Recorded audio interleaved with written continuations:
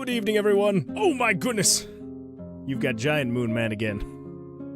I always make that mistake. Hold up. Hold up. There we go. There we go. Regular size Moon Man now. Well, welcome everyone. Glad you are here. Glad you're here. Cool Man Chill, Loki, Hootie Hend, Seelick. I almost said Salick again, because, you know, old habits die hard. Yeah, how's everyone doing? Hopefully well. Hopefully people are doing well. Cool Man Chill says, good evening, afternoon, or night, wherever you live. Yes, gotta make sure we include everybody. So we never know. There's people all over. And Fairly, you are correct. Episode 100 is crazy. It's crazy. It's been 100 episodes. Yeah, well, welcome everyone to the Cool Man Chill 69 starting off strong. Moon Man to do 10 bicep curls. Starting off strong. Yeah, well, okay. Well, I just realized also, let me crank that up just a little bit. So I was messing with my microphone stuff a little bit because I was recording an episode for my JavaScript tutorial series on YouTube. And I was like, my microphone does not sound as good as it used to. And I'm like, I don't know what's going on. So I made some adjustments. Let me know if it sounds any better. Hopefully it does. Fingers crossed. But I also realized that I turned down the gain, and so I needed to turn it up in OBS. Anyway, yes, so 100 episodes. Good times. Crazy times. It's crazy to think that it's been 100 episodes of... See, like, I just realized... I did not mean to make the pun of starting off strong. That is absolutely fantastic, though. Anyway, yeah, 100 episodes. Crazy to think that this is going to be the 100th episode of the Tomb of Vercilias devlog series. So, I know it's not technically like the 100th... Wait a minute. I knew something was missing. There we go. Thank you, Seelick. I knew... Sorry, what was I saying? Oh, yeah, that's right. It's not technically like the 100th episode that I've... Like the 100th time I've gone live. Because we have done other things in between there. You know, I've also done, you know, the Lemonade on Main Street. You know, that was a handful of episodes. The Plunge into the Dungeon stuff. Plus, like, other gaming stuff. So, it's definitely not episode 100. But it is episode 100 of the Tomb of Vercilias devlog. So, happy days there. I don't know if it's necessarily anything to celebrate, but... Oh, well. Oh, well. All right, everybody. Well, let's do some bicep curls and then get into it. So, thank you for that redemption, Cool Man Chill. Let's see. Looks like over on YouTube we got... There's the first stroke of the day. Bryant over on YouTube says, hey, Moon, how's it going? It's going absolutely fantastic, Bryant. How you doing? How was your weekend? What you been up to? Anything exciting? Speaking of exciting, here we go. Count them with me. 1, 2, 3, 4, 5, 6, 7, 8, 9, 10. Woo! Thank you, Cool Man Chill. Great way to start off. All right. Let's see, what do we got here? Nah, man, you're nailing it. Thank you, Seelick. I appreciate that. Hello, every Nan. How you doing? I'm doing absolutely fantastic, Kemdari. Can't speak for everybody else, but I'm doing great. How you doing, Kemdari? Do you like Minecraft? I do like Minecraft. Oh no, we've got ads. Those freaking ads. Well, I'm gonna try and answer your question. Well, oh yeah, Minecraft. I do like Minecraft. I have a hard time playing by myself. Oh, wait. Oh my gosh. At four ads in a... Alright. I wish that Twitch had the same options that YouTube had when it came to Axel_Benedict ads. Just redeemed stretch. Oh boy. We got a stretch and we got the chest benders. Axel_Benedict wants Moon Man to do 10 chest benders. Alright, well, while we're still in ads over on Twitch, we're gonna do some chest benders. And then we're gonna answer a few more questions in chat. And then we're gonna get started on the day. So, Axel, first of all, glad you're here. Welcome. And, yeah, thank you for those redemptions. Let's do it!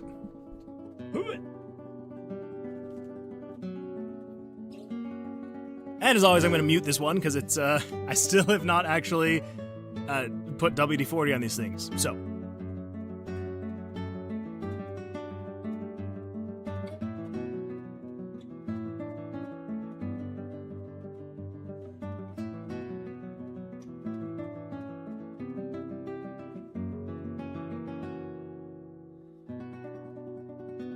Thank you, Axel. And now that everybody's back from ads, let's do ourselves a nice good stretch. What? Axel_Benedict says, "Sup nerds? How y'all? I am great. Also, and then he gets all indignant on me. He's like, hey man, I was just being sarcastic. Well, that's just great. How was I supposed to know that? I'm not a mind reader, for crying out loud. Besides, now he's got a really cute nickname, Torso Boy, so what's he complaining about?" What is he complaining about? That was a fantastic nickname. Thank you for the Albuquerque jump scare there. Whew. Anyway, yes, Minecraft. I do enjoy it. I do enjoy Minecraft. It is difficult for me to like keep playing for extended periods of time by myself. I don't know. I just like I start on it. I play for a couple hours, and then I'm like, well, I've done all I can do because I'm not very good at the game. But I do have fun with it. It is fun. Let's see. Okay, so yeah, so chat's missing. 100 live streams. I'm confused. Oh, yeah, so this is just live stream 100 for Tomb of Vercilias. So, there's definitely been other live streams that have added to that, so I honestly have no idea how many live streams it's been. It's been a lot. It's been a lot. Definitely over 100. So, if I had to guess, I would probably say somewhere like 150-ish since I started. Which is kind of crazy. Kind of crazy. But we have done other things outside of Tomb of Vercilias for some of the streams, so, you know. Oh my goodness, Dazu! You have destroyed that guy. He's gone. He's gone. Let's see. Episode 100. I was here. You were here, Dazu. You were here. Mine was first 30 seconds, now 15. I'm playing Minecraft, and it is fun. It is fun. It is fun. I just... Playing it alone, I tend to get bored, and then I quit. But with other people, it is a lot of fun. Dude, calm down. We're about 75% done with the song. That's true. That's true. I don't have a computer good enough for Minecraft, but when I do, I'm getting it. You should. It is a good game. It is a lot of fun. See, Fairly says, so now Jellyfields has its own dedicated Discord server and other things like that, just to make sure all my stuff isn't all weirdly mixed and confusing. Hey, Fairly, that is super fantastic. Do you have a link to that Discord server? Because I would love to join.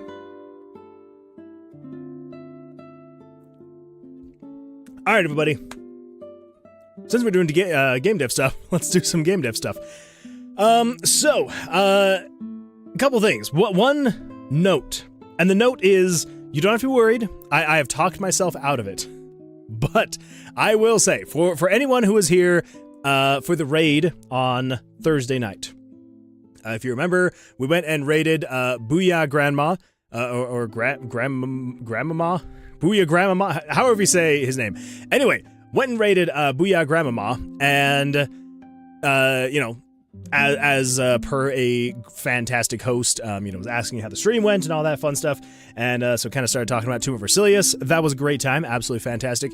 And someone in the chat mentioned, they were like, it seems like a weird combination since roguelikes are supposed to be more skill-based, and blackjack is very much luck-based. And I was like, you're not wrong. You're not wrong. It is, like, blackjack is a very luck-based game. Like, yes, there can be some skill to it, and obviously, like, you know, if you are more skilled in, you know, playing blackjack, you will be able to get further, but it is very luck-based. And it got me thinking, because I was like, okay, how are we going to negate that? And I know we have some things in place. You know, we've got our luck stat that will help, you know, making sure that you're drawing the correct cards depending on, you know, so long as it's high enough. There could definitely be different, like the perk cards that could be adding to that just to make it a little bit easier. But I was thinking, and I was like, how are we going to make this less luck and more skill-based? Because, I mean, inherently with blackjack, it is very much luck. So then I started thinking, and imagining up ways in my head, and I started thinking about it. I was like, what if, kind of like, you know, like let's say, for example, with like Darkest Dungeon, right?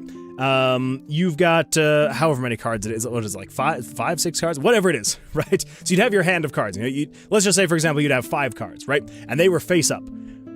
And then basically, instead of you just drawing a card and hoping for it to be a good one, you would use your hand that you could see to then build out your blackjack hands.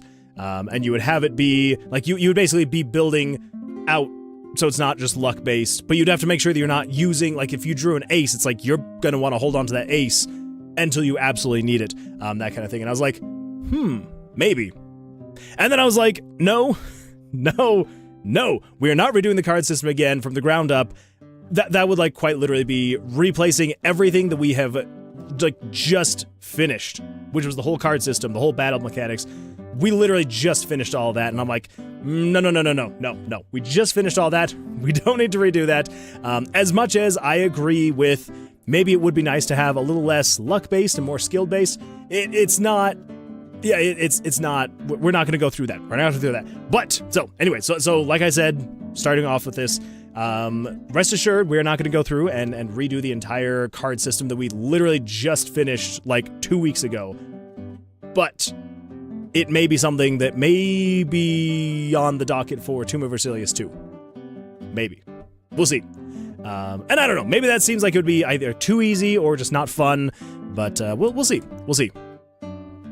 Let's see. Hootie Hen remembers that. You were there. Fairly says the game being lucky-based makes sense purely because it's a card game. And that's true. Like, there definitely is going to be that element of luck. And I feel like that's almost kind of what makes it more fun. And like, here's the thing. I know that none of you have played it, and I've been playing it, and like, I'm a little biased because it's my own product. But I feel like it is fun to just, you're like, do I draw one more card or do I just risk it with this? It is kind of fun. So I think we should be fine. But it may be something that I experiment with in the future, and maybe for like Tomb of Vercilias 2, that might be a mechanic that we do, is you basically you have your hand of cards, and you're building out your blackjack deck with your hand. So anyway, that was a very random side tangent. Yeah. So we're not going to do it in this one, but it may be in the next one. If you did that, you'd kind of be making Blackjack Balatro too. Exactly, that is true, yeah. And that's the other thing, is I'm like, there's a lot of other games that do almost that exact same thing, and I'm like, I don't want to be those other games. Like, I want us to stand out as much as possible. So yes, that's kind of the other reason, as I'm just like, I want to make sure we're standing out as much as possible, and the more we try and fit into that cookie cutter that is the rest of games, it, kind of makes that distance between us and them a little bit less. So, let's see. That doesn't sound bad, honestly. But yes, redoing combat again, it's going to take a while. Yeah, and that would definitely be something, like, if we were to do it, I would probably just do all of that off stream, because I'd be like, I'm not going to make you all sit through redoing the combat again. So I'm like, no, the combat works. The combat's fun. I think it's fun. Who knows? Maybe we'll release the demo, and if it makes it to a whole bunch of new people and everyone's like, this is absolutely horrible, I hate the luck-based mechanics, then maybe we'll look back and redo it for the full release. But for now, I think that's what we're going to go with, is just sticking with the current combat system, and then maybe tinkering with it for potentially a future game, and yeah. Hootie Hen says, it sounds like fun. What if there was cats in the game? That sounds cool. That does sound pretty cool. We may have to think about adding something like that. What if you were to cheat odds slightly in favor of the player so it's not 50-50? And we will be doing something like that as well, because we will have, so we've got our stats down here, right? And the luck stat is actually going to affect the cards you're drawing to give you the upper hand. So, the higher your luck stat is, so basically the way, and I'm still trying to figure out the best way to do this, but kind of what I'm thinking is, the luck stat is going to be, it's going to give you a, like, if you had a luck stat of 1, it would give you a 1 in 100 chance to potentially draw the exact card you need. And then, if your luck was level 2, then you'd have a 2 in 100 chance, a 3 in 100. So even when you max out your stat at level 20, because I still think we're probably going to max out level 20 for the stats. So even if you have maxed out your luck stat at level 20, it's still not a 100% chance you will always get what you need, but it will basically become a 1 in 5 chance that you will get the exact card you need. So. Axel_Benedict says, shoot. I hate this luck-based combat system in my gambling simulator. It's so unfair to play blackjack, which is a gambling simulator. I know, it's terrible. Absolutely horrible. Who wants this luck-based stuff in our gambling simulators? Get it out of here. Get it out of here. Let's see. ChillJam9 says, finally here, almost forgot. No worries. Glad you're here. Glad you're here. My stream lagged out like crazy. No, fairly. That's so sad. That's so sad. Autumn__. Is that you? Is that you alive and in the flesh? Oh my goodness, it's been so long. Welcome. Welcome. How you doing? How was life? It feels like it has been an eternity since we've seen you last. I know it's only probably been like a few weeks, but it feels like an eternity. How's life going for you? Hopefully well, hopefully well. Fairly says, I think that was a me problem though. I guess. Thank you Autumn_Falls_ today for maintaining the Moonwood Alliance for 5 months. Thank you so much, Autumn_. That is absolutely incredible. 5 months is crazy. Thank you. Thank you. Sheesh. That is, yeah, that's insane. That is like over half the amount of time that I've been streaming. That's not bad. That is not bad. So, thank you, Autumn_. Thank you so much. Let's see, Loki says, if they want something less luck-based, maybe they should make their own. That's a great point, Loki. It's an absolutely fantastic point. Someone wants to complain about the game and be like, I don't like that. It's like, all right, then go make your own blackjack, dungeon-crawling, roguelike RPG. It's a great point, Loki. Let's see, Kemdari says, what? Why go, like, what? Every time. I know. I need to calm down. I'm so sorry, everybody. It's like, it blows my mind that anyone would spend even a penny on the streams. Or me, or the game. So, it's like I don't know, it's like a genuine, guttural, visceral reaction to anything like that. Any of the bits, the subs, anything like that. I'm just like, what? Who would do that? Sayforlex says, seal emoji, seal emoji, seal emoji. Oh boy, we're gonna be here a while. Seal emoji, seal emoji, seal emoji, seal emoji, seal emoji, seal emoji, seal emoji, seal emoji. Thank you, seal Seal. emoji, seal emoji, Oh my seal gosh. emoji. Well, that's the end of that one. The text to speech I think only goes for like 10 seconds or 15 seconds. I know. It cheats you every single time. Blasted Twitch. That is something though that I do not set. That is a Twitch thing. Axel, refund me. Nope. I should probably like put a warning though. She gotta be like, complete all. I should probably put a warning though and be like, hey, it only does like 10 or 15 seconds. I am so sorry, Tealik. But hey, now you know, 10 to 15 seconds, however long that was. Someone clip it, and then we'll see how long that actually ran for. And then we'll know. And then I can put a warning. No, help me. Let's see here. Should I save up for the name in the credit? Oh, you could, Hootie Hen. You could, if you'd like. Either way. Let's see here. Moonwood, if you want a wider range of ages playing the game, basically just old people, add some colorful slot machines, and hot ladies in red dresses holding drinks. I swear my grandma plays those types of games 24/7 on her phone, and she's always hooked. Well, there we go. I'm gonna have to do something like that. I'm gonna replace all of the character images and every single person in the game, including the monsters, as ladies wearing tight red dresses. There's the plan. There's the new plan. Don't tempt me, Moon Man. I got paid Friday. Don't do it, Axel. Don't do it. Don't do it. It's been a while. I'm doing pretty great. How are you? And how's the Moonchild and Lunar Feline? I feel crazy for making another channel today, but I really think it's necessary. That's understandable. That is understandable fairly. Sometimes you just got to keep things separate. So, yeah. It's got to happen. It's got to happen. They lock me in a room full of seals, and seals make me crazy type beat. It was coming out pretty good, though. I will say that. We're doing great, just hanging out. 69K, nice. That is nice. That is nice. You know, I'm a mod too. That's true. That's true. Yeah, Autumn__ is a mod here as well. The beginning cutscene of the game kind of reminds me of The Legend from Deltarune. Oh. Wait, really? Oh, just like the teaser trailer that I released? I will take that as a compliment. Oh my gosh, I just realized. There we go. I didn't have this in the correct configuration. All right, everybody. Well, let's get into the actual game dev stuff, like I said we're going to be getting into. So we've got... I might hit 10K man a day. Oh my gosh, fairly. That is insane. I mean, it's no Loki, but that is still 10k mana is crazy. Because, like, what is it? I think that it said that on average people get like, I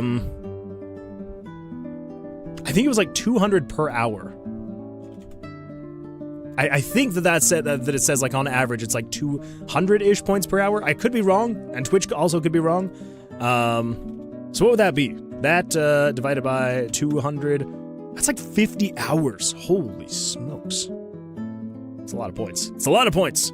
Yeah, the teaser. All right. Yeah, I will, I would have to look that up because I don't know if I know the legend. To be fair, I also haven't played Deltarune, but I'm gonna have to look that up because that would be really, it would be cool, but also kind of sad if I accidentally, unintentionally copied something from Deltarune. Oh well. Fairly says, hey, I joined not too long ago, but I've caught every stream, I think. That's true. I think you have. I think you caught every stream. I haven't checked to see if you've been in every one. So if you've ever, like, been lurking, I'm so bad at, like, being able to check and see. Oh, hi. Oh, thank you. You're so kind. I appreciate that. Of course. Moon Mom just brought me a cookie. Thank you.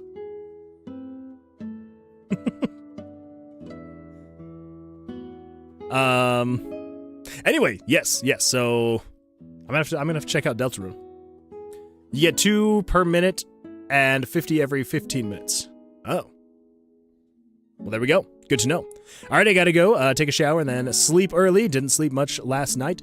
Bye, y'all. Love all you cuties, and hopefully I'll be able to join Tuesday. Autumn__. Thank you so much for being here. Hopefully you have an absolutely fantastic evening, and we will see you, yes, hopefully, fingers crossed. Didn't mean to hit the mic. On Tuesday. Been the last few. That's true. You have Hootie Hand. There goes my refund. I'm sorry, Celic. I usually chat for the first hour or two, and then lurk. Yeah, that's fair. That is fair. I feel like I do the same thing whenever I join other people's live streams as well. I'll, like, chat for the first, like 30 minutes, hour, maybe more, if there's not too much going on. And then I usually, then I have to lurk.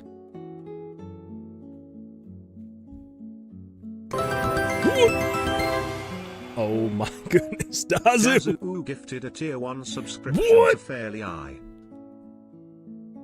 Dazu, you're out here gifting subs to Fairly? Dazu, thank you so much. Thank you. I am now a sub. You are now a sub, Fairly. I was about to say something and I was like, no, that's gonna come out sounding really weird. Congratulations, Fairly. And Dazu, thank you. Thank you so much. I appreciate that. Thank you. Yeah, you did not have to do that, but I appreciate that you did. Thank you. I feel like once the game releases, it would at least have a small boom. It's just the kind of game to have it. I would hope so. Fingers crossed. I mean, that's what I'm trying to hope for. That's what I'm hoping for and trying to accomplish is, obviously with the whole developing it on stream, and it's kind of like my only advertising at this point is just the live streams. I may, who knows, I may try and, pay for some advertising for a little bit once it does release. But, yeah, I would absolutely love if there was at least some small boom. I'm like, hey, if, a dozen copies can be sold, I'd be ecstatic and over the moon. I have legally acquired all the Super Sentai seasons 1 through 48. Oh my gosh. 49 is currently airing. Now working on Kamen Rider. Kamen Rider? I'm gonna say Kamen Rider. That is crazy, Loki. That is so many seasons. Oh my gosh. And I do like the bold and capitalized legally acquired.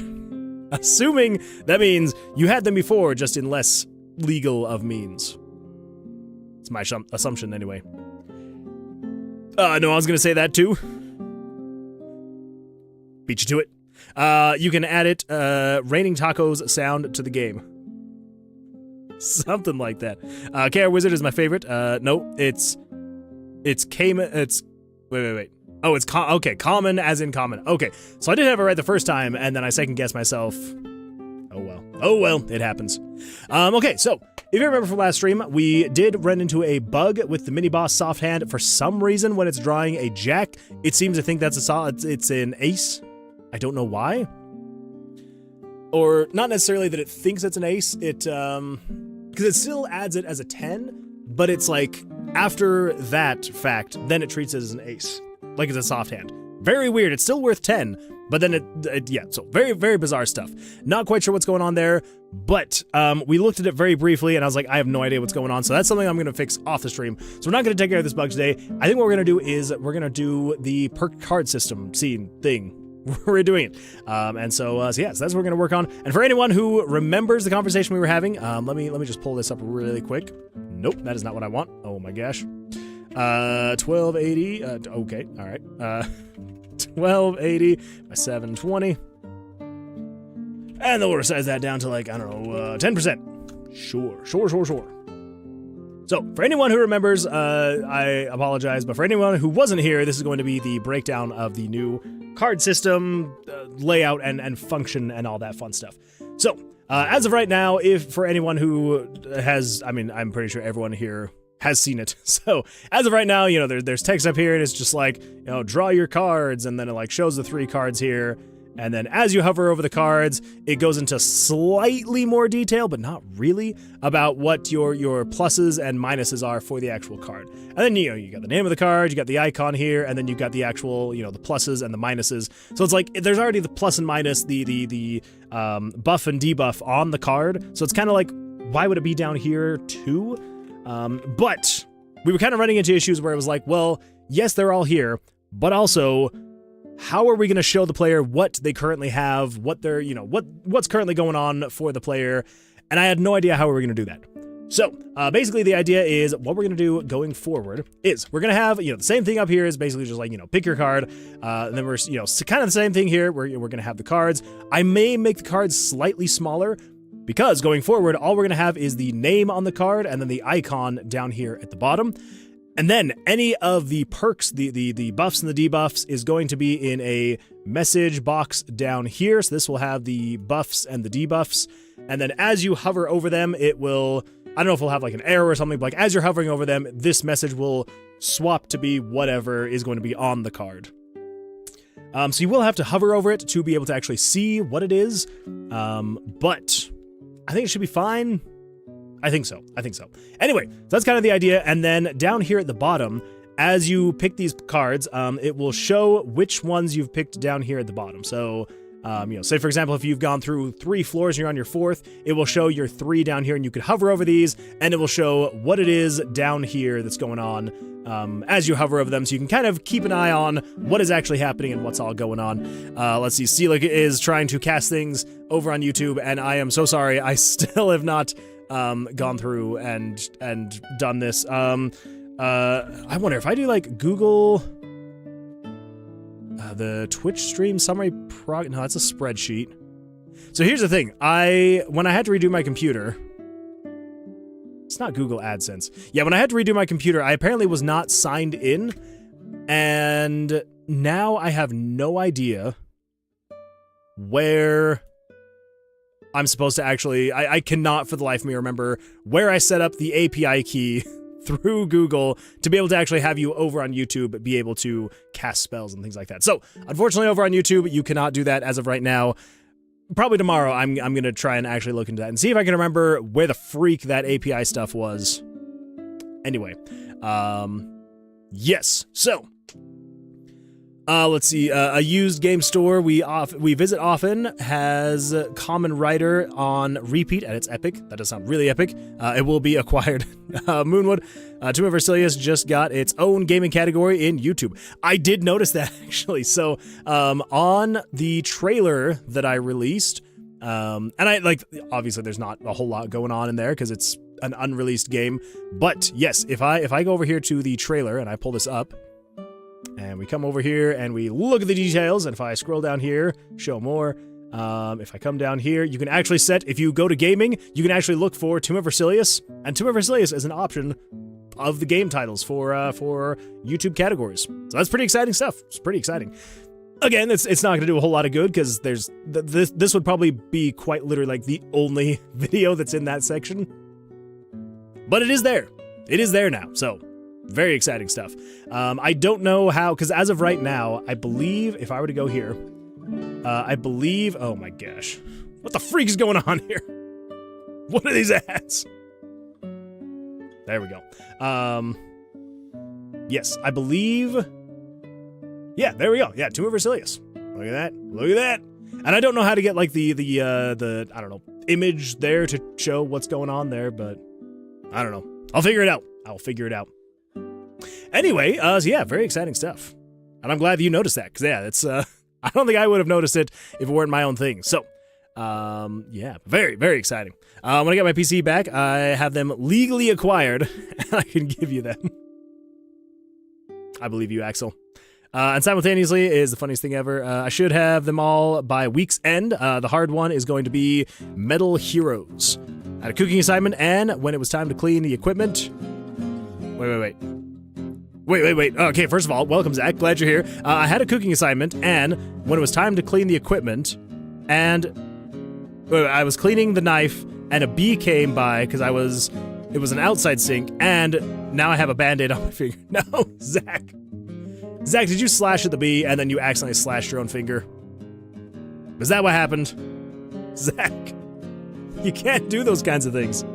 I am so sorry. But I'm glad that it was just a Band-Aid you needed and nothing else too crazy. Hopefully. Celix says, I didn't ask how big the room was. I said I cast Fireball. It's the real response. If anyone's like, hold up, are you sure you want it? It's like, of course I am. I cast it for a reason. Let him cook. That's cool, though. I know, it is very cool. Yeah. Also, yes, thank you. Thank you for noticing, Dazu. I appreciate that. Don't clean knives outside, kids. Don't do it. It's dangerous. It's dangerous stuff.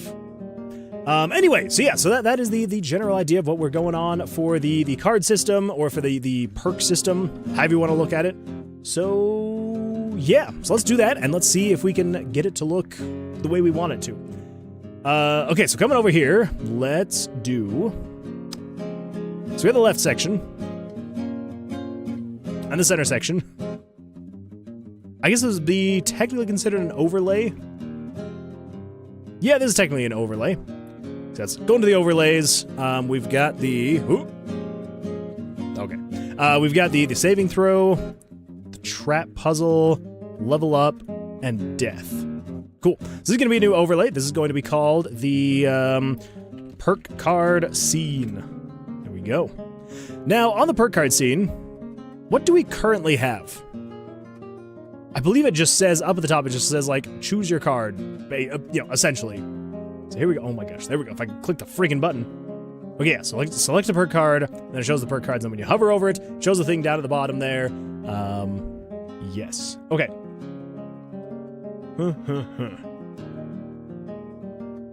Yep. Okay.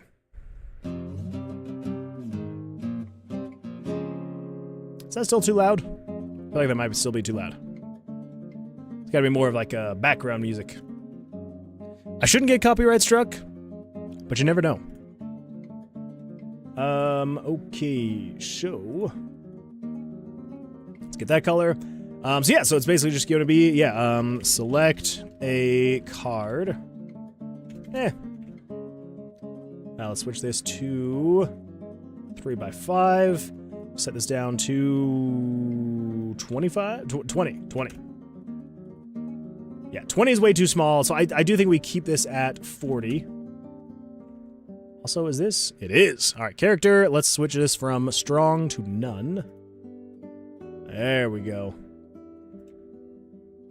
Okay, then from here, let's go 20, 1, 2, 3, 4, 20, 1, 2, 3, 10, 1, 2, 3. Okay. I think that should be good. We'll just call this one Lines. Did I just level up an acoustic? You did, excellent. You did level up an acoustic. Congratulations. It's a very exciting time.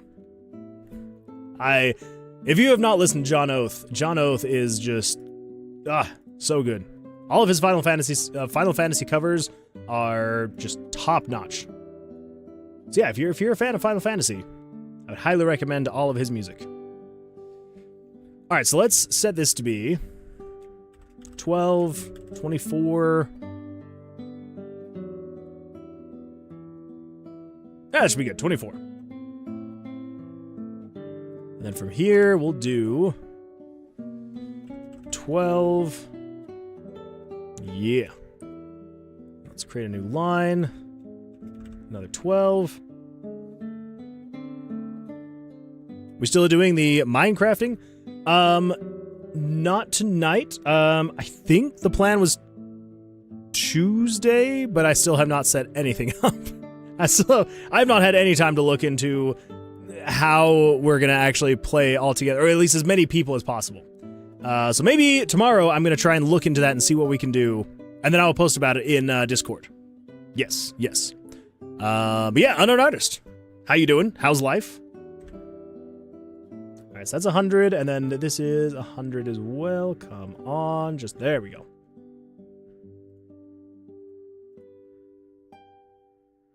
I also don't know how I feel about having the lines here.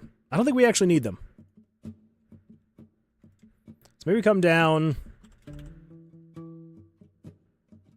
Yeah, maybe we don't even need them at all. Where? There you are. Tomb of Vercilias. Images. Pictures. So the perk cards are... Did I just call them perk cards? I did. Perk card 1. Let's bring this in for reference, for the size. I think that size should be fine. Here's the thing, I don't think I want to necessarily make it any thinner, because it's already difficult to get text to fit in this much space. It's really not a whole lot of space. So I think probably what we'll do is we will fill that in. Let's grab all of this. Okay, let's turn off contiguous, whatever it is. There we go. And we will... Let's do 12... 12... 12? Is that too far down? Or not far... Yeah, I think that's... Well... That should be fine.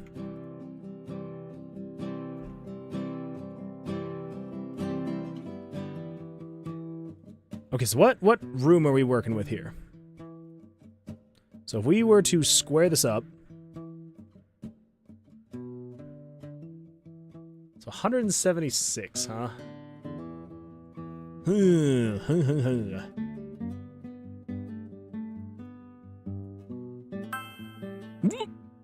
Unknown Artist says, I finished the first season of Attack on Titan. It was very good, I think. It is very, very good. Little creepy. Little, kind of makes you a little, at least for me, I'm just kind of like, every time I watch it. But it is a lot of fun. I do enjoy it. It is a good one. Yeah, that's super awesome. I fat thumbed it. You're good. I knew what you meant. Alright, so 88, so let's go down. 44. Okay. It did feel like it was just slightly, ever so slightly too, what's the word? Low. That's the one. That's the word I'm thinking of. Oh, jeez. Okay, so let's... Actually, I kind of really like having a shadow there. Okay, that was 100% unintentional, but I think I actually really like that. Alright, never mind, we're keeping it. We are keeping that mistake. That is hilarious that it turned out that way. So let's turn back on the color palette, though, because that is not a color in the color palette. So what color is this card? Oh, the card's not in the color palette either. That's okay. It's alright. Let's do that. Also, let's grab... So we need all of that minus all of these. Nope. All of these and that. And then we're going to say... 1, 2, 3, 4. Delete. What? Not delete. Just fill in. So yeah, I want to like just barely looking like it's hovering off the card. So the other one was too high.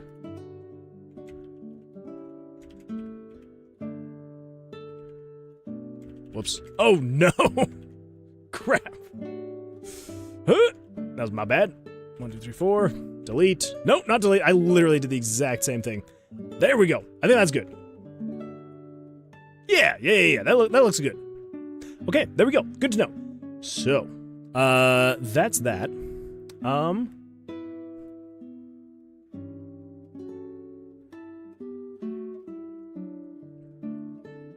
I mean, this is just all getting me off track. So, we don't need to worry about any of this. This is fine. Cards. Well, card 1. So, if we come up to here, 38. How far are you from the top? 40? 1, 2, 3, 4.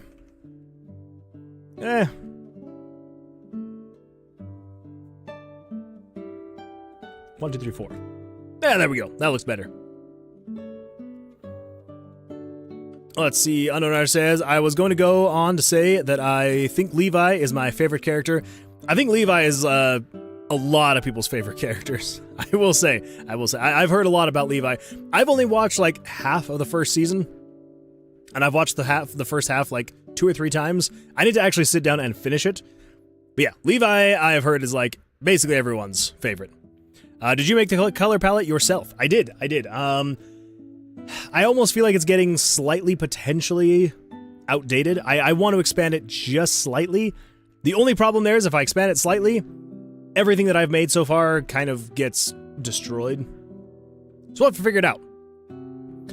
Looks like it's time to update your color palette. Hey, Axel, you and me, same wavelength here. Are there any Linux Mint users here who use RPG Maker? I feel like RPG Maker is already a niche, and being a Linux Mint user using RPG Maker is even more of a niche. I'm still here, by the way, just working on stuff. Fairly, you are totally fine. No worries at all. No, I know that you've got other stuff going on, and so yeah, so if you've got to lurk, not a worry at all. So now, basically the idea is we would have these, and we go 12, 24, 36. I think 36 is good.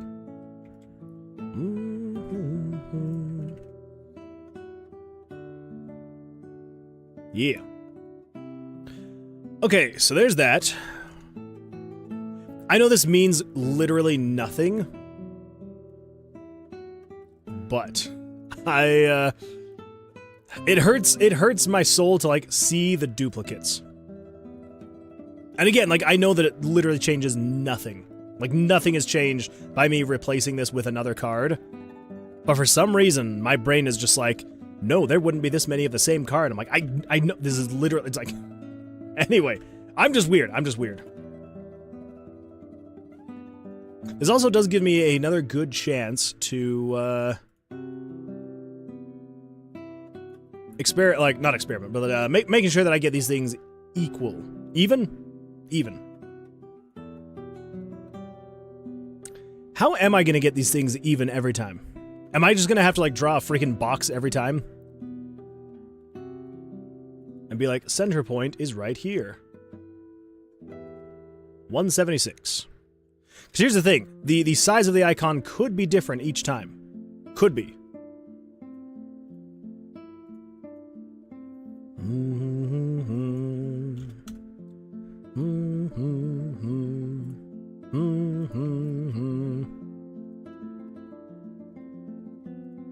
Oh, that's weird. Alright. Delete that. Okay, let's grab the potion.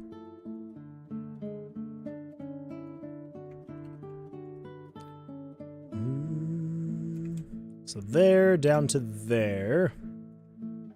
Okay, so these are the same size. That's good to know. That's great to know. Okay, let's fill that in. Actually, I'm pretty sure all these are going to be the exact same. But I'm still just going to make sure, just in case. Because you never know. So move you down, and then move that down. Should call this one cards, actually. And then just because, again, yeah, I'm weird.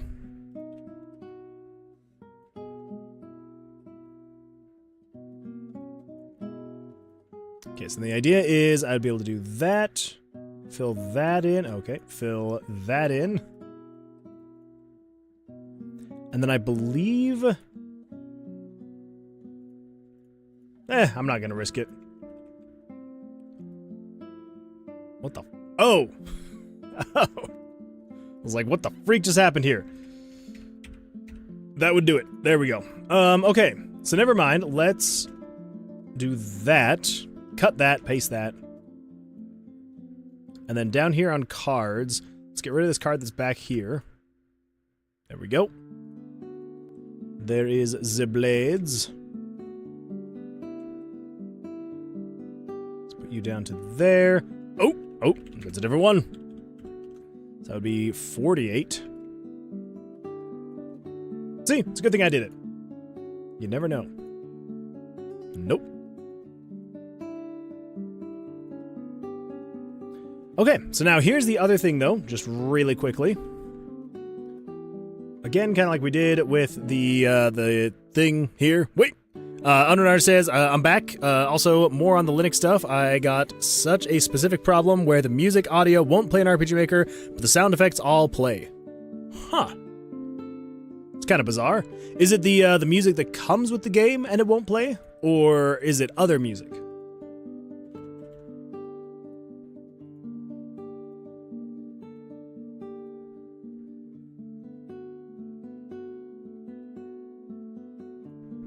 Okay, yeah, that's fine. That is fine. And then we need to grab you, and then deselect all of this stuff. There we go. And go 1, 2, 3, 4, and then fill in with that. There we go. Okay, yeah. I do like those shadows. Those shadows do look a lot better. How do I get an item named after me?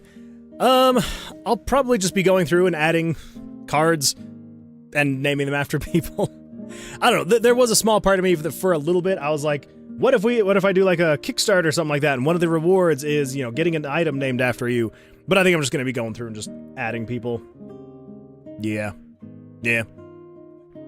Any music? And you've got the wait. Which version of RPG Maker is it? Is it MV, MZ, another one?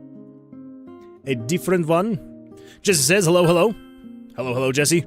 Axel_Benedict says, sacrifice your firstborn to him for a higher chance. What? Alright, there we go. There we go, Unknown Artist. We've got yours in place and ready to go. Unknown Artist's Sacrifice.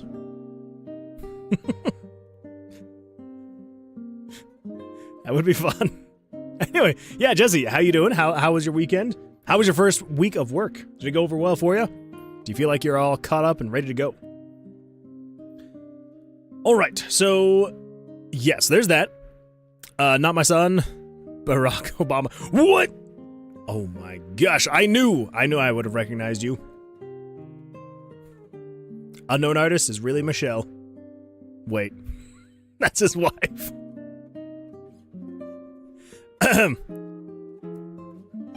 Pretend I didn't say anything. I said nothing. Jesse says, the onboarding process is slow, honestly, but I'm enjoying it. I mean, hey, if you get to do it at home, that is pretty good. I'm confusion. Well, see, you said not my son Barack Obama, and for some reason, my brain thought of Michelle Obama, like Michelle was Barack Obama's child. She's not Barack Obama's mom. So, there's that. That's probably why you were confused, because I said a very confusing thing. Okay, so that's 40 pixels, and then I believe I did 80 here. Yes. I was like, this doesn't look quite right, but again, we are gonna have like the slow, like, hovering up and down of the cards. So, now, do we feel like this is gonna be enough room? I guess we'll find out. What was that name you said? Michelle? Michelle Obama? For the card? Oh, Unknown Artist's Sacrifice?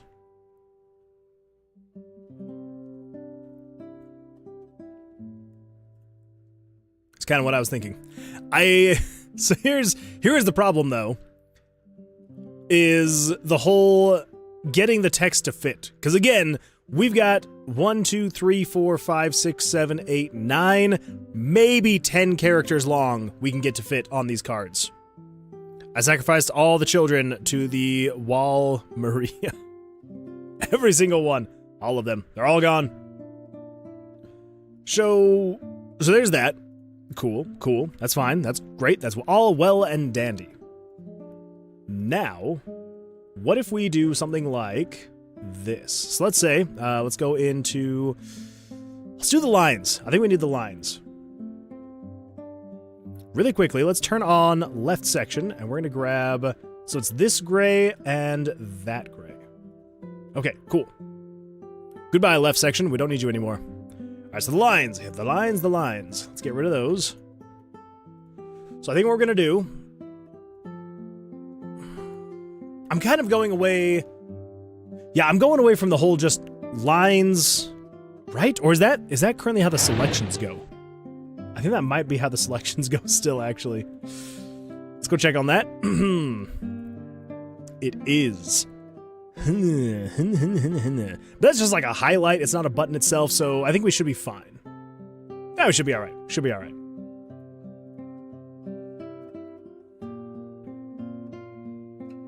Dazu says 10 characters is just enough to fit my name with 6 U's. GG. There we go. Yeah, we'll do Dazu, but then we'll add 3 more U's to the end of it.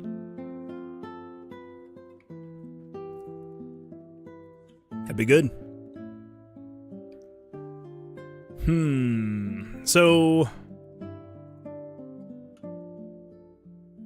we need to make sure we have enough room. Let's actually do this. Let's type it out. So we're gonna say, so it is gonna be something like this. It's gonna say something like, I don't know. So yeah, so if we were to say like, axles, do we want to go into that much detail? Or it'd be something like,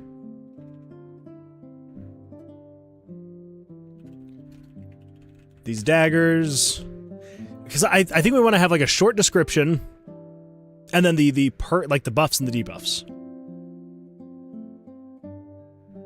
So it'd be something like, yeah, these daggers wield. How do you spell immense? Immense power. I'm so bad at spelling. These daggers wield immense power. To the wield. Okay, I probably shouldn't say these daggers wield and then to the wielder. These daggers hold immense power granted to the wielder, but will... Actually, what do they do? Yeah.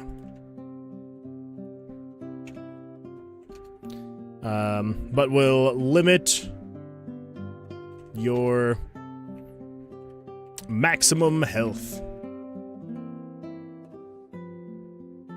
Yeah, something like that. So yeah, so maybe like, yeah, like a 2-line description of what the thing's gonna do, and then we would say, yeah, something like, +1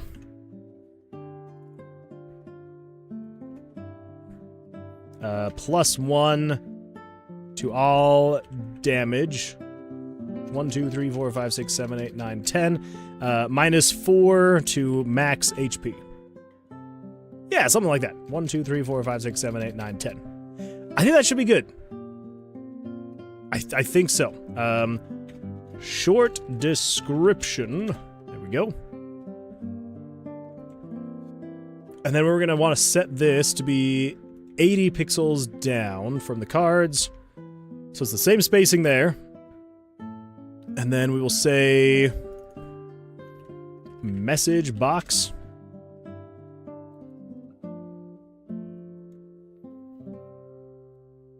An unknown artist's sacrifice. Unlocked by finding the painter's room. A skeleton propped in the corner with a painting of Ver-silli-us unfinished. The ability could be something along the lines of minus luck plus damage from necro. Oh, that would be kind of cool. I like that one. This is the coolest idea ever, and the skeleton makes it even better because my mascot is a skeleton. Well, there we go. There we go. Yeah, let's snag that really quick. Let's come over here. Add. So we've got a couple of these. So we got add perk card, add perk card, add perk card. An unknown artist's sacrifice. Where the freak did it go? There we go. Oh my gosh, why did I not, how did I not see that? There we go. Save that. Cool. We got that written down. Let's see, we're also still missing Jesse's paste, which would be really fun if it were a copy of something else, like some stats. That would be really funny. These daggers wield immense power to the wielder. The power of song empowers you. Wait, the power of song empowers you, but makes you somewhat reckless. Something like that. How are you so good at this? Axel's got lots of practice. Fraley says, Moonwood, what inspired the name Moonwood? I love the vibe and logo so much. Oh, thank you, Fraley.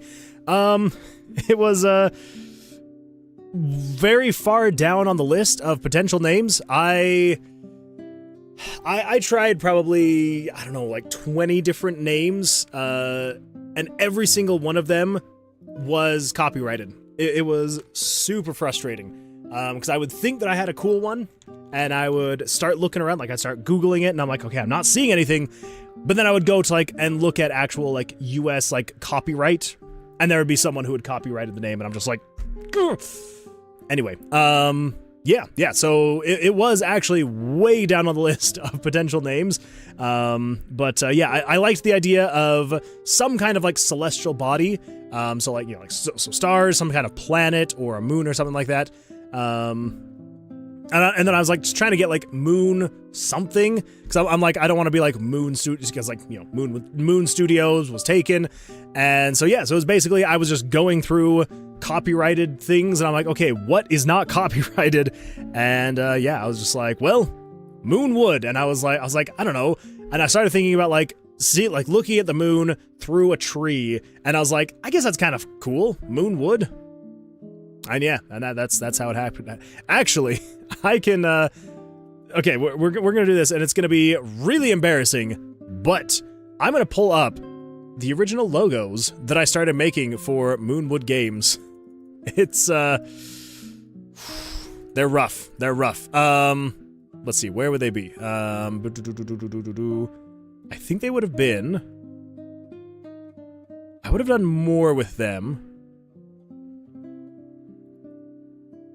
So I think they would actually be up here, right? Let's see, Moon.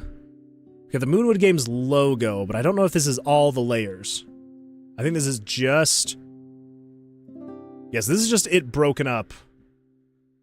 Because I did not do good when I was designing it, and it's all on like its own layer, and so I was like trying to redesign it, and it wasn't turning out great. Okay, so it's not that one. Is it this one? Moonwood Games. Yes. So, let me pull this over here, because I'm trying to remember what the first ones were. Oh my gosh. Oh my gosh. So, so this was the first design that I had for the Moonwood Games logo.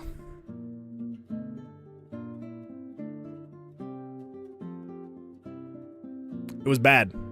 It was really bad. But like the idea that I had originally was I was like, I want to go like dark and like creepy, and it just was not. I'm like nope. So then I tried again.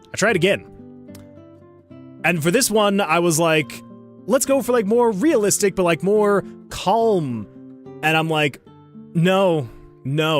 This one though, so I basically took this logo, put it into an AI, and I was just like, make this look better. And this is what it popped out, and I'm like, this is not better. This is not better at all.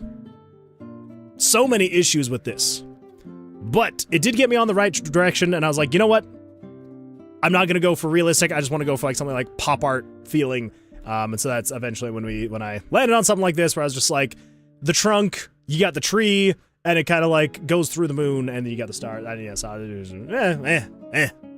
Anyway, so there's the long explanation for where it came from and why, which is basically just because copyright, and I was trying to find a name, and Moonwood Games was not copyrighted. Although I was very sad when I did realize that apparently Moonwood is, I believe, like a town or something in like The Sims 4. And so anytime I looked up Moonwood, it would always pull that up, and I'm just like, dang it, this is going to be really difficult SEO to get through. So, who knows? Maybe I'll get there one day. Anyway, yeah, so there's the answer to your question. I'm going to be in a game. I'm going to be famous. It's true. It's true on our artists. You are going to be famous. I mean, I don't know how many people are actually going to buy this game, but to those people, you'll be famous. Axel says, Jesse Space copies the power of the most recent card received. Updates when you pick up a new card. I do like that. I don't know how I would...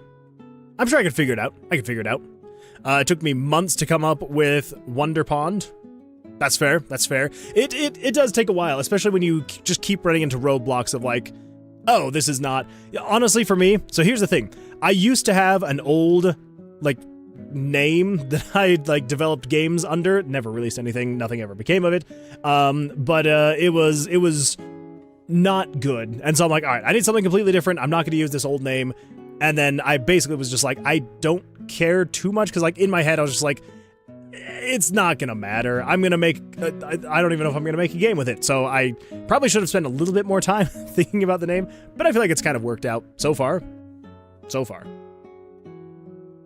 Copyright names is baloney. Kind of is.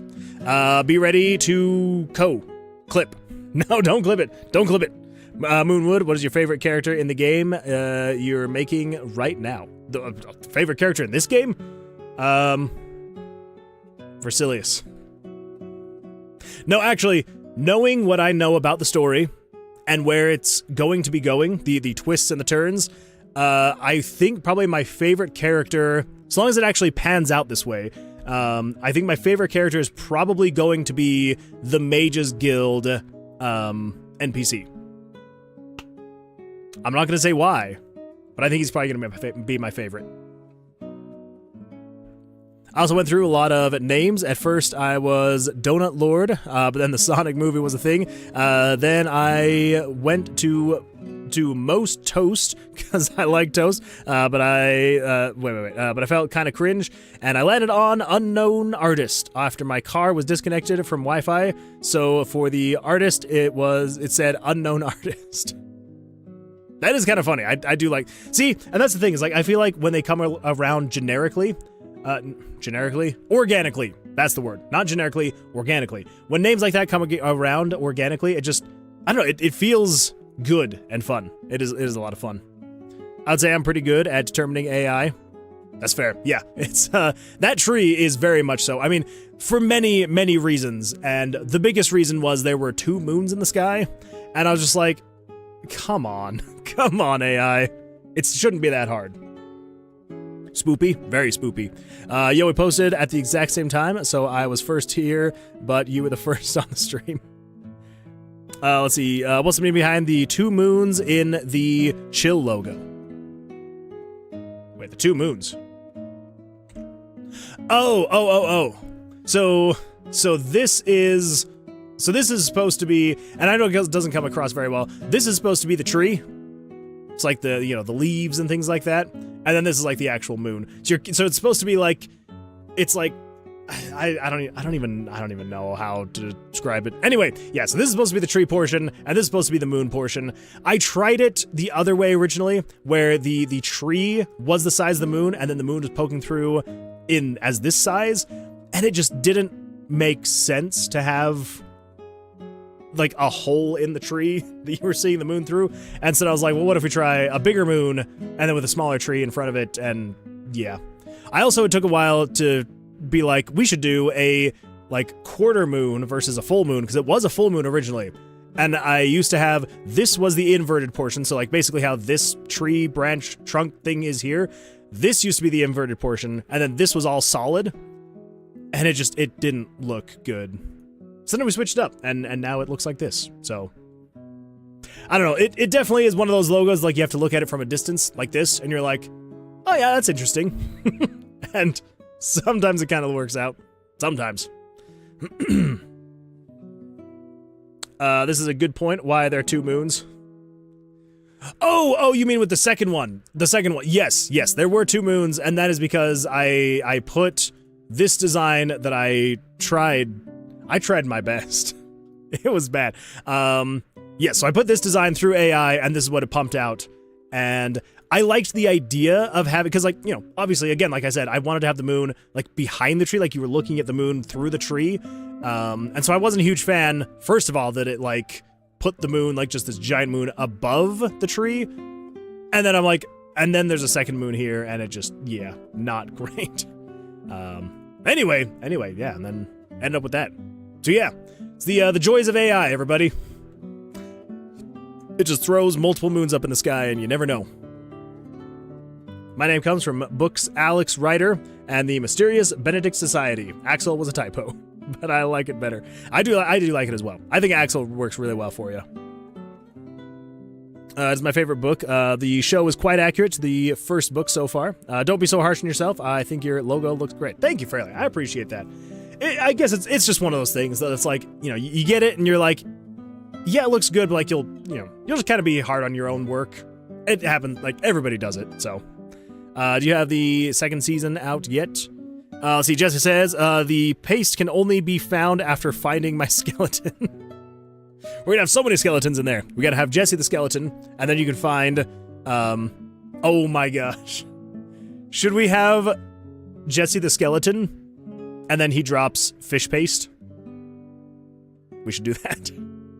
His favorite character is the Jesse skeleton. It's true. It's true.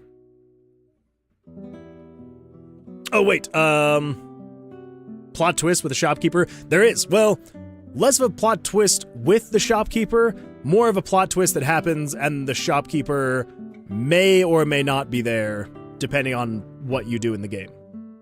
Yeah. Moonwood Games was peak. Moonwood Games was peak. That was peak Moonwood. Was back when we were Moonwood. And then I switched it up, and hasn't been the same since. Just so you know, there is a full moon on the day you aired episode 100. What? Oh, wait, really? I can't see it. I can't see it out my window.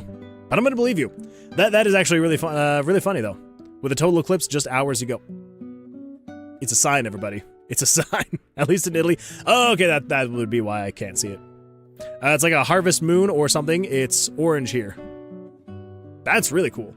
Yeah, I haven't really looked outside. The sun hadn't set when I started the stream, and I can't really see outside with, you know, all these bright lights. My 2 cheap Amazon lights. To make it look like I'm not in some deep, dark dungeon. That would be funny. I think it'd be funny, Jesse.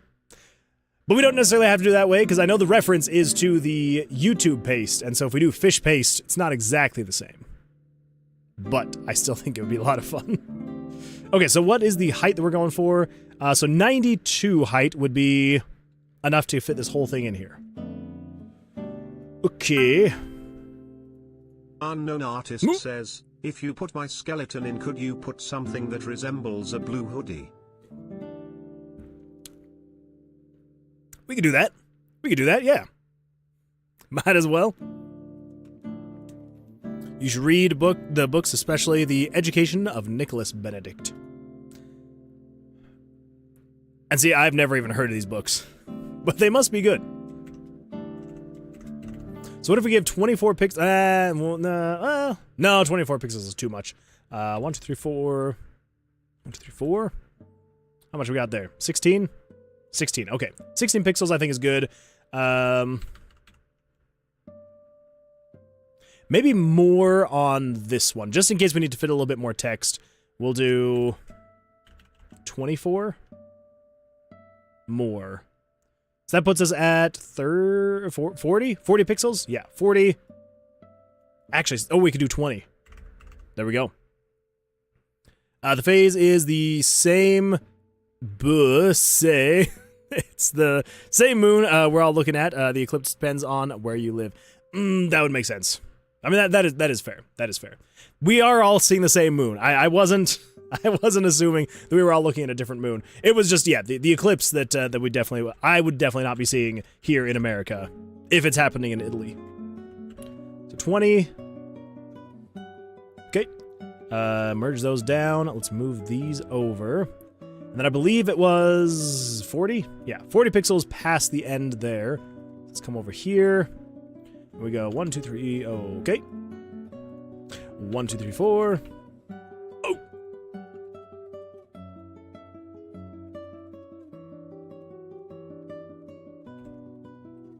Okay. That is that for the back of the box. Now let's do the outline.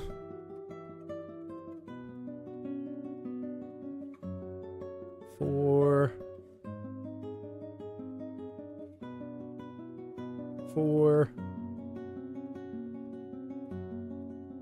and 4. All right, it's coming along. Let's do an eraser to there.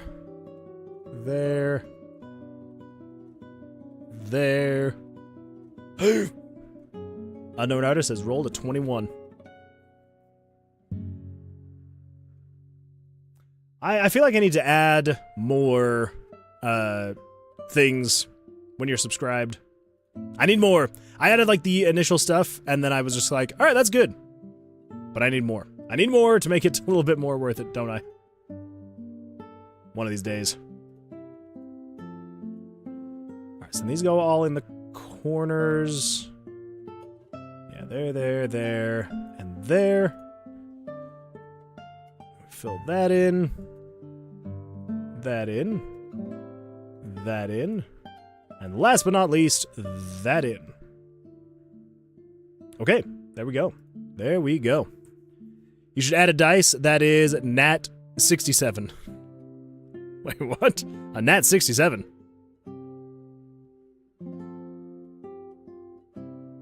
I don't get it.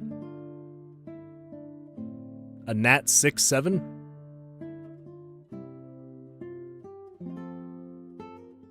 The meme? What's the meme? Nat 67. Nat 67 is most likely a reference to the National Achievement Test, NAT, for grades 6 and 7 students in the Philippines. Is that what you're talking about? That's gotta be it. It's gotta be the meme. Jesse says, also, I just remembered I don't have to be a skeleton, just a corpse of some kind. That is fair, yeah. Well, not Nat 67, but 67 is a meme. Alright, what is going on here? Alright, 67 meme. What do we got? You're gonna have to remember, keep in mind, I am old, okay? I'm an old man. The 67 meme is a viral trend that originated from the 2024 rap song Doot Doot by Skrilla. Okay? The meme gained popularity on TikTok and Instagram Reels in 2025 and is known as being largely nonsensical. Okay, yeah. I'm gonna have to look that up because I, further into it. Because I haven't a clue. I have not a clue. Because I'm an old man. Moonman, is there going to be a Thieves Guild? Because I have an idea for the unlock of the daggers. Probably not. I think we're probably gonna stick with the 4 shops. So the inn, the Mage's Guild, the tavern, and the church. But we could swap one of those out. There is a possibility for tavern stuff though. If kind of like where I think your mind is going, we could do something with the tavern in you know, having people, like someone there. Also, keep in mind, with the perks, with the cards, these aren't permanent things. These are temporary on this specific run. So if we're wanting, because there's not really equipment that you get and you keep. Yeah, so basically all of these perks are going to go away. Like if you die, if you leave the tomb, whatever it is, they're only with you on that run of the tomb. So we don't really have any way to like equip or have something with you. I have thought about maybe potentially looking into, you know, because in here we've got the items now. Okay, right, never mind. We gotta be in here. Because we have the items page now, right? So something I was thinking we could potentially do something where it's like if you have something in your inventory, it could affect you. But I don't know. I don't know how I would go about that. Dazu says, I feel old now.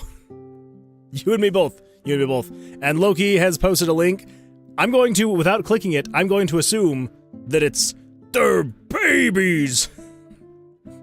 Babies. I knew it, Loki. I knew it. You just try to integrate it into conversation, so if someone asks you the time, you could say 67. I'm going to give it a shot. I have a feeling probably my coworkers who are younger, they're in their 20s still, they would probably know and they would understand. Let's see, Axel says, oh, then a bard in the tavern wearing an owl mask gives you a quest, and then when done, he gives you the ability to find the daggers in the tomb. That would be fun. That would be a lot of fun. So here's something that I was kind of thinking about. It may be a little bit more work, but I think what would be fun. So basically, you come in here to the end, you've got this whole image here, you go into the Mages Guild, you've got this one. So I need to do the same thing for the church and for the tavern, but kind of what I'm thinking about doing to add more variety to the gameplay is it will randomly select one of X number of other NPCs and quest givers in here. So yeah, so you've got the people behind the counter that you can talk to, and then you've got their quest lines and things like that, and then you've got the vendor options, and then this fourth option is going to be able to play games. But I think what we're gonna do is have one option where you'll be able to talk to the people behind the counter, and then the next option would be able to talk to someone in the tavern. And basically the way that it'll work is it will randomly select, so when you start a new game, it'll randomly select someone from the tavern, and you will be able to, like, it'll be like a shorter quest line. Because here's the thing, like with these people, with these permanent NPCs, they're going to be like the longer quest lines in the story. So they're going to have like, anywhere from like maybe a dozen to like 24 different quests and storylines for you to progress through. The idea is that in the tavern, there would be a secondary person in here that would maybe have like 1 to 2 quests, and then you would never see them again. And they would give you some kind of reward. And then, the next time you visit the town, it would be like, oh, you notice, somebody in the corner, and then you can go talk to them. And they would also then give you like a shorter quest line, something a little bit more, or a little bit more temporary kind of thing. So we could do something like that. We could have it be where, there could be a person, a bard, wearing an owl mask in the tavern. I think that'd be a lot of fun. So like you have a starter card, obviously, but you should have a bunch of them locked behind quests. And we could do that as well. Yeah. And so you have to progress in a certain quest to be able to unlock other cards. Absolutely we could. You just checked it. It is the babies or something. If you are old, that makes me decrepit. No, Loki, you are not decrepit. Aren't you only like 5 years older than me? You're like in your late 30s, right? If I remember right. Maybe I'm remembering wrong. How do you get the reward, though? I don't know yet. We're gonna figure that out. So, when do you add the Gym Bro mimic? Oh, at some point in time. We're gonna get there. If you take the quest before the run starts, how do you get back to town? Wait. If you take the quest before the run starts, how do you get back to town? Oh, so basically the idea is, so you'll get the quest in the town, right? And the idea is you'll go into the tomb, and you will always be able to come out of the tomb, whether dead or alive, but if you die, you leave without any of your stuff. So like any of your items you've collected throughout, so I'll come over here to the tomb.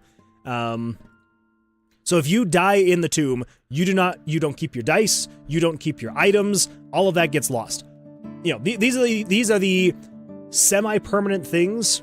So basically, trying to look into it and trying to like make sure that we're actually sticking to being a roguelike or roguelite game. Basically the idea is if you are a roguelike, you lose everything. It's basically just hardcore mode. A roguelite is you keep some things, you lose some things, and it's kind of just like up to the developer's discretion. So the general idea is, down here is going to be where your perk cards are at. So as you select more perk cards, you'll be able to maybe collect up to 9, I might do more than that, but for now, there's probably enough space down here for 9. So anyway, so you'd be collecting your perks, and those ones are 100%, you will lose them when you leave the tomb, whether alive or dead.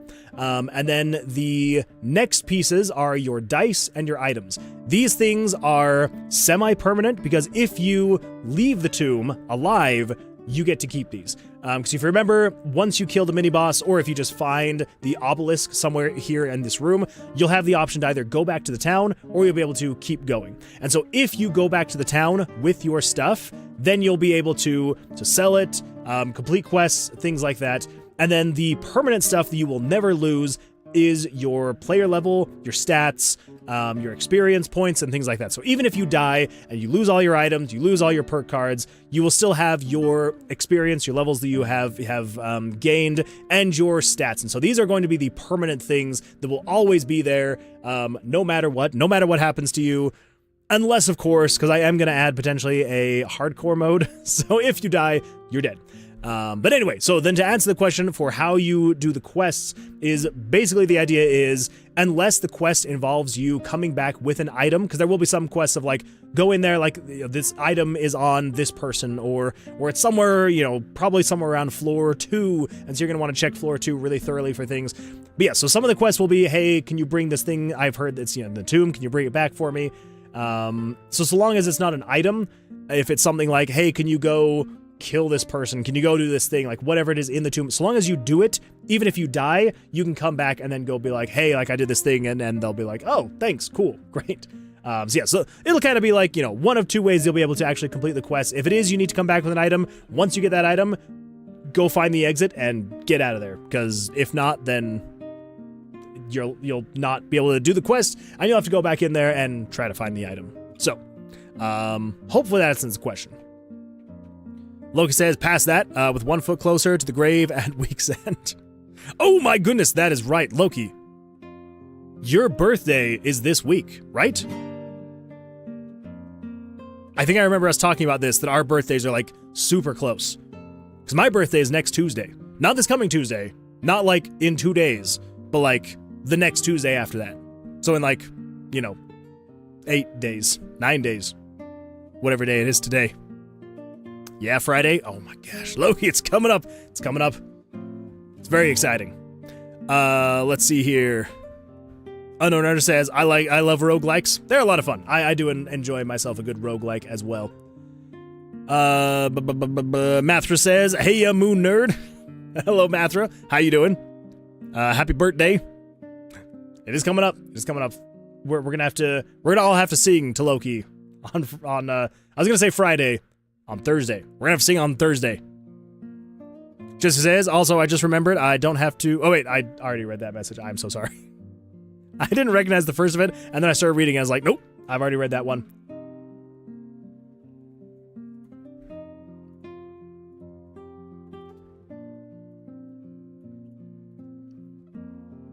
That was my bad. Gotta head to bed. Totally understandable, Jesse. Hope you have an absolutely fantastic evening. We'll see you on, hopefully, the Tuesday stream. Until then, though, good luck. Hopefully the onboarding finishes soon. Fingers crossed. Fingers crossed. Yeah. Good luck with your second week of work. So what you're saying is don't show up on Thursday. Got it. But Loki, how are you going to get your points if you're not here on Thursday? You gotta be here Thursday. All right. We won't sing to you. But I probably will still wish you a happy birthday. Whether you're here or not, I'm going to say happy birthday tomorrow, Loki. It's going to happen. So, whether you're here to enjoy that or not, that's going to be on you. All right, there we go. So, I think probably what we're going to do is this. We're going to have this message box? Did I just say bok? We're going to have this message box pop up. And we're going to have a little arrow down here. I was trying to decide, do we want to have an arrow? I think I do. I do want to have an arrow. It seems fun. Unknown Artist says, well, I think that I will disappear and go work on my game. Hope the rest of your stream goes well. Unknown Artist, I appreciate you being here. Hopefully your game dev stuff goes well. And yeah, we will hopefully see you on the next stream on Tuesday. I think I cut my finger playing bass. No! That's not good. You gotta put a band-aid on. You need your calluses. Get some calluses and then you won't. That's just, that's what everybody says, right? That is all I ever heard from my dad when I was trying to learn guitar. It was just like, oh yeah, just keep going. You'll get calluses. It'll be fine. I'm just like, okay, that's great, but it hurts now. Like, now is the problem. Like, he didn't want to hear it though. Thank you for being here, unknown artist. I appreciate it. Huh. Okay. This is probably one of the slower ways to do this. So, okay, so how big do we want this arrow, though? That is the real question. Probably not quite that big. Maybe something like that? There we go, that's better. That's better, that's better. Let's go.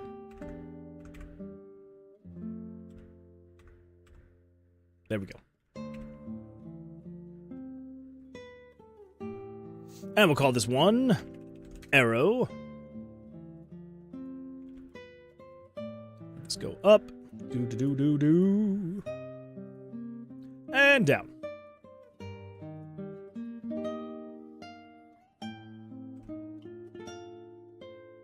Yeah, something like that. I feel like that would be... I think it's just too much still. And maybe that's going to be too pointy. Do we have it less pointy? Maybe that's the problem. Maybe it's too pointy.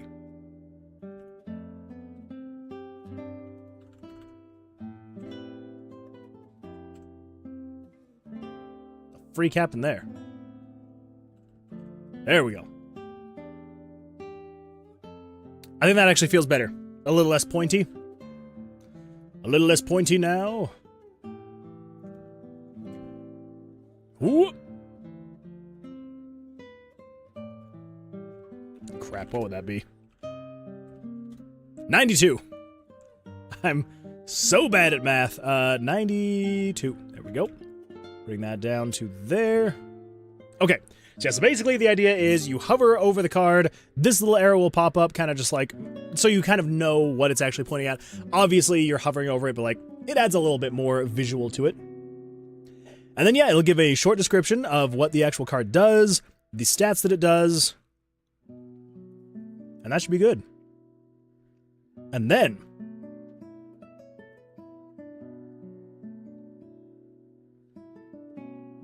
I think the last thing to figure out is down here, where it's actually showing the icons.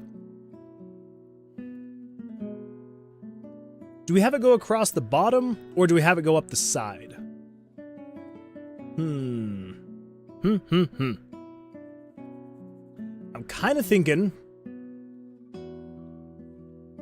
Beep! There, a cat. We do have a cat over there. He's just chilling in the window.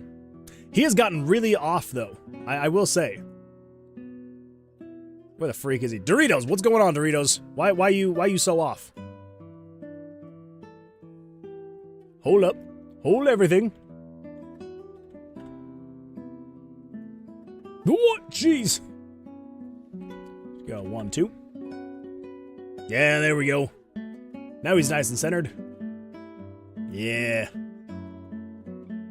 Okay, so... Because I was thinking about this. At their current size, I think I would have to redraw each one of these icons. Which is not going to be fun if I'm going to have like 100 perk cards. I don't think I want to be having to redraw like 100 different icons that I've already had to make either myself or have someone else make, and then, yeah. 2 times ADHD is fish. Like Jesse the Fish or someone else.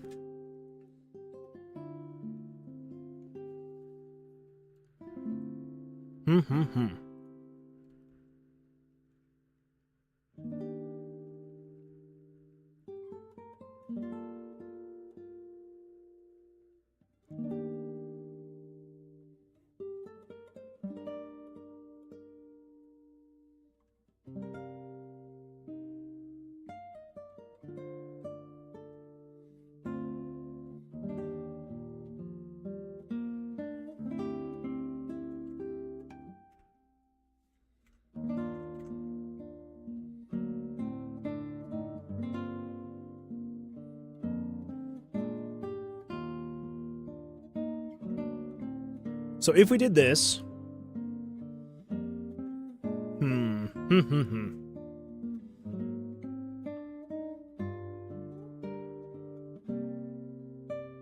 If we did it this way, we would definitely have to shift everything up just a little bit. There's not going to be enough room there. ChillJam9 says, one of the best feelings in spending literal hours working on your game, only to test it and actually have fun playing the small part you have created. Yet when you finish it, it feels so eerie for some reason. I think it's because you need to go back to coding again or something. I don't know. That is fair. That is fair.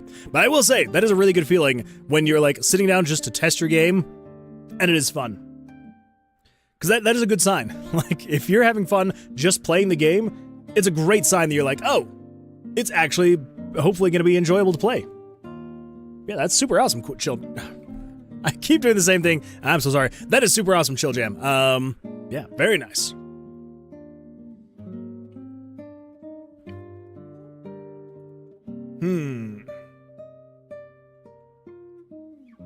So either we can just shift it all up, or just have it run up the side. Also, this is going to be another way to test and see if we're actually going to be able to fit in here. What if we come over... What do we got here? Yeah, that should be fine. Let's just test let's test with one of these. Is this going to fit? So if we have you... and you... and you. How much room do we have? 8 pixels. Cool. That's not a whole lot. That is not much at all.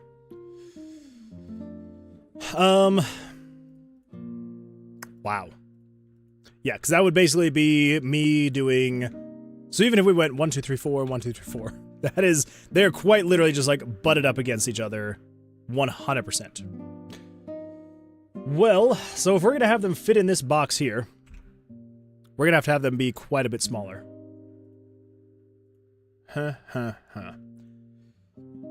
It's easy enough to do with these guys, you know.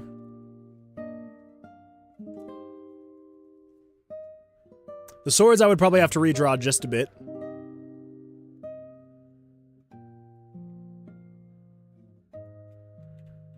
So what would that be? 80 divided by 4 is 20, of course. I don't know why. I could have done that in my head.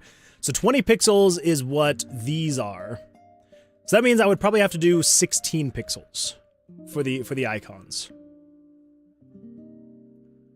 It's not the end of the world.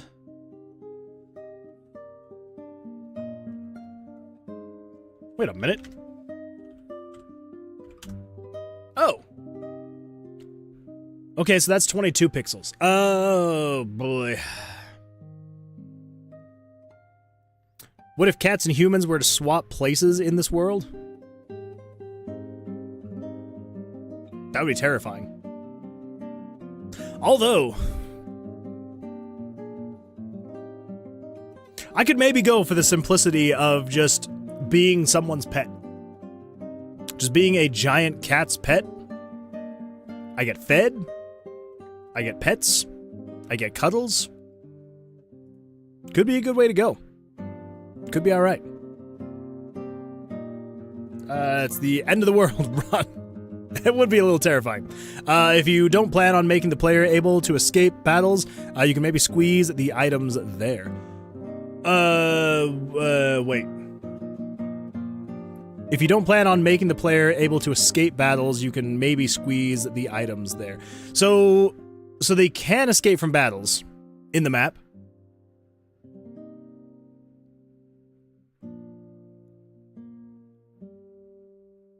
Wait. In the map. So if you don't plan on making the player escape battles, you can maybe squeeze the items there in the map. So having them here on this side...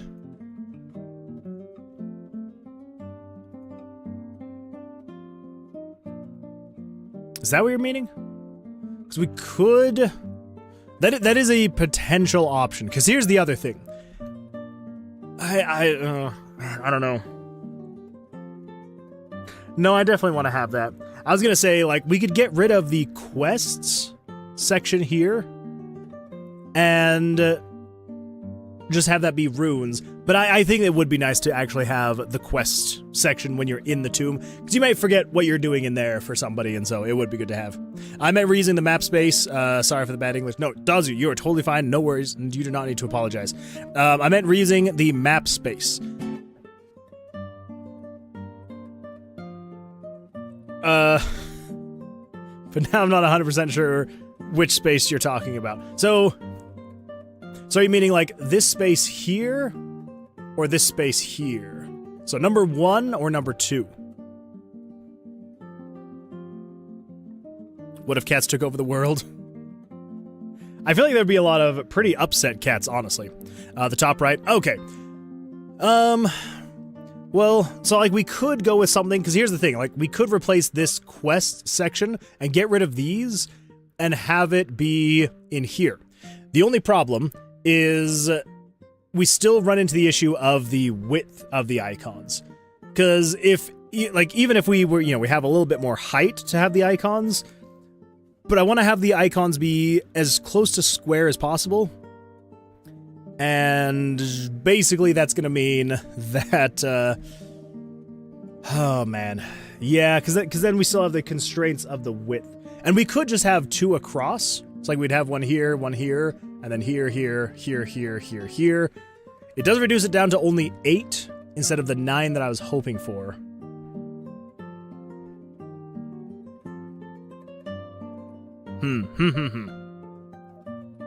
Yeah, we definitely do need to have the map, though. The map is going to be necessary, unfortunately. Hootie Hen says, I have to go. Good night, Moon Guy. Thank you for being here, Hootie Hen. I hope you have an absolutely fantastic evening, and we will hopefully see you on the Tuesday stream. So, yeah, I think what we could do then is just make the icons smaller.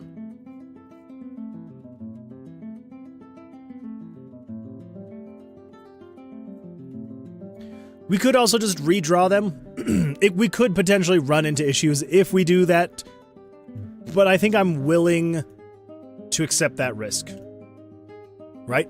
So basically the idea would be we would do something along the lines of, so yeah, so you have the icons on the cards, and then after you select one, it would come down here.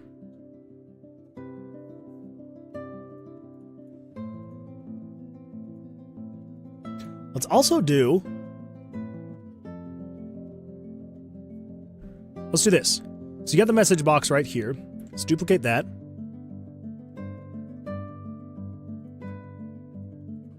Wait, what are you? Select a card. Okay, so select a card. Let's get all this organized. So select a card is up there. You are that icon. You're the card, so the cards go up there. We've got the short description, the arrow, and the message box. Those will go there. You're the icon, you're the message box copy. Okay. So the message box copy. Let's go 10, 11, 12, 10, 11, 12. 10, 11, 12, 10, 11, 12. 10, 11, 12, 10, 11, 12. 10, 11, 12.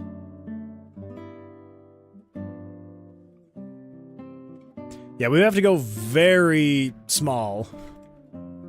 Ooh, yeah, that's probably going to be too small. So what is that? That's a height of 48. So that would be 12 pixels. That's not a lot of pixels.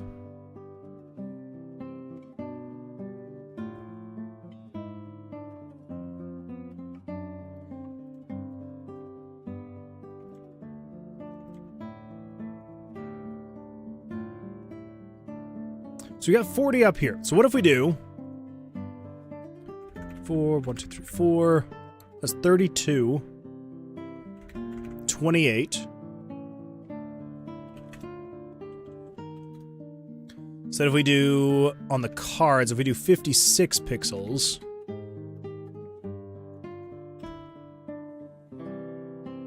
And then on the short description and the message box, we'll want to do the same thing, so it'll be 56. There we go. And so then this is 28 pixels. So then down here, we'll say move up 28. How much does that leave us with? I think probably what we're going to do is have 12 pixels in between. I think that's probably the plan. So let's go with 12 pixels. Let's come over here. We're going to free transform, nearest neighbor.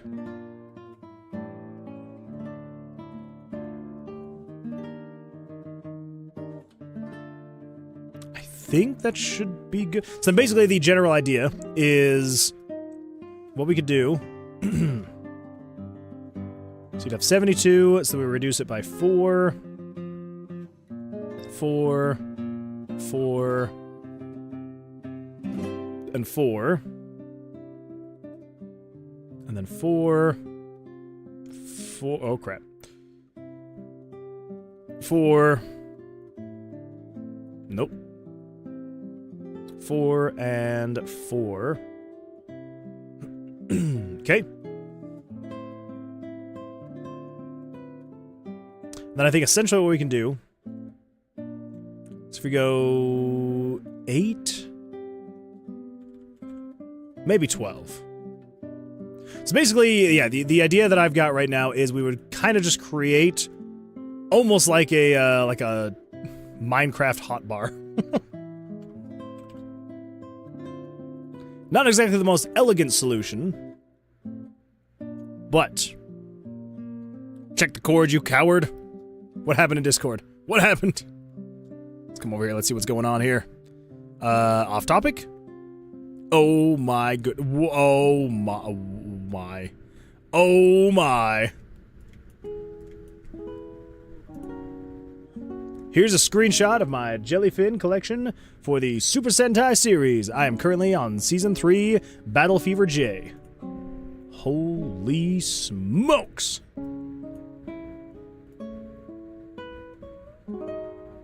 That is absolutely beautiful. There's so much. Oh my gosh. So wait, so you're on... Oh wait, you said that in Discord. We're currently on Season 3, Battle Fever J. It's this one right here. Jeez. That is crazy. Although, I do find it very funny. I mean, like, this happens for everybody and everything. Like, it's not, you know, any kind of... It's not an issue or anything like that. It's just funny to notice how it's like, you know, the first season... I'm assuming first season starts top left and then it, like, you know, progresses as it goes along. You got, you know, the first season... That, like, while it's cool, almost just kind of feels like it's kind of a mess. There's just a lot going on. Same thing with the second season, there's a lot going on. Third season gets a little bit more focused. It's like, alright, here's, I'm assuming, the bad guy, and then you've got, you know, the heroes. And then they go with even more simplified, where it's just like, here are the freaking heroes. They're right here, just front and center, not a whole lot else to distract. And then basically going forward, they follow that same formula where it's like, here they are, here they are, here they are, here they are with... Actually, wait. Is this their, like, not mech, like their thing that they, control? They're like, maybe not. Anyway, yeah, and you just kind of like have almost the same thing. A few of them kind of trail off a little bit and kind of redo the initial seasons. But yeah, for the most part. They know what works. They're like, put the people that people care about front and center. Make sure that that is what they see. Man, oh man. This makes me really want to watch Power Rangers. Really, really. Technically, the first two were added as a part of the Super Sentai series later. Battle Fever J was technically the first. Okay, alright. That would make sense why they look very different from all the rest of these. So... That's fair. That's fair. That's beautiful. Also, the stream snipe. Do we have snipe? Aim. Baggage claim. We're going with that one, Axel. Baggage claim.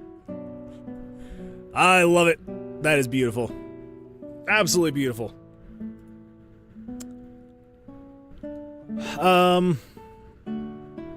Yesh.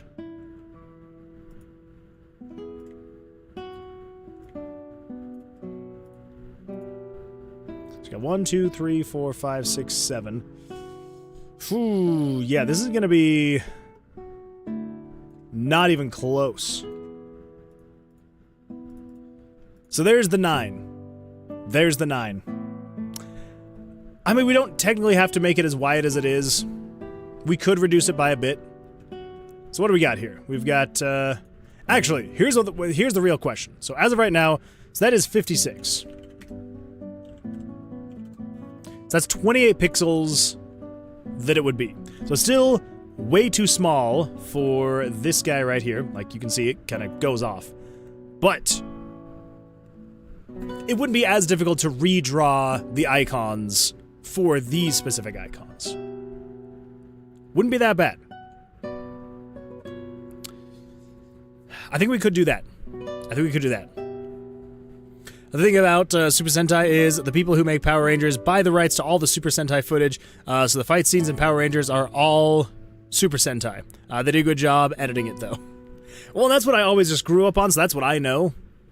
And then like, every time that now that I know about it, I'm like, that makes so much more sense why, like, the rest of the story just feels so disjointed from the action sequences. Because it's from something completely different.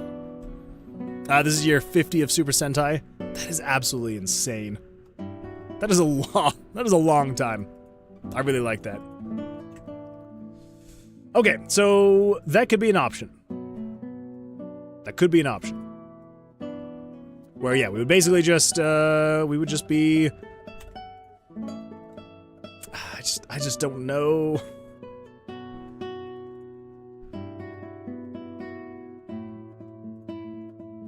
Because it's gonna look weird if we have this like this. So we center that. No, because then it almost lines up with, like, the width of the cards. And then you have the description box. It doesn't look too bizarre. Because here's the thing, like, the description box is not always gonna look like this, right? If you're not hovering over it.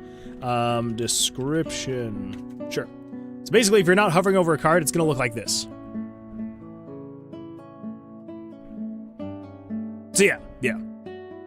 Started in 1975. Jeez. It's almost year 100 for Doctor Who. That is also a very long time. If you count the wilderness years of Doctor Who anyway. Fair. Looks good. Thank you, Dazir. I appreciate that.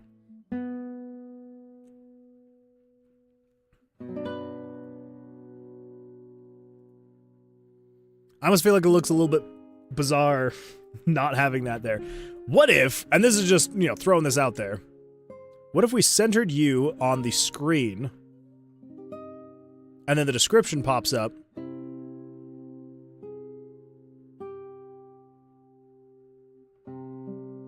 oh, this song is so good. For any of you Final Fantasy XIV people out there.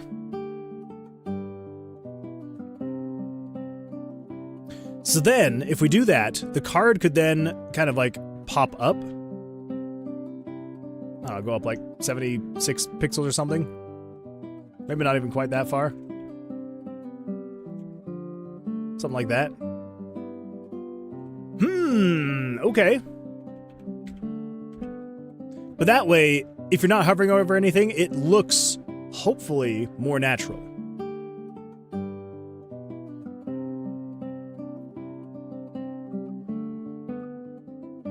So there is that idea. We could go with that.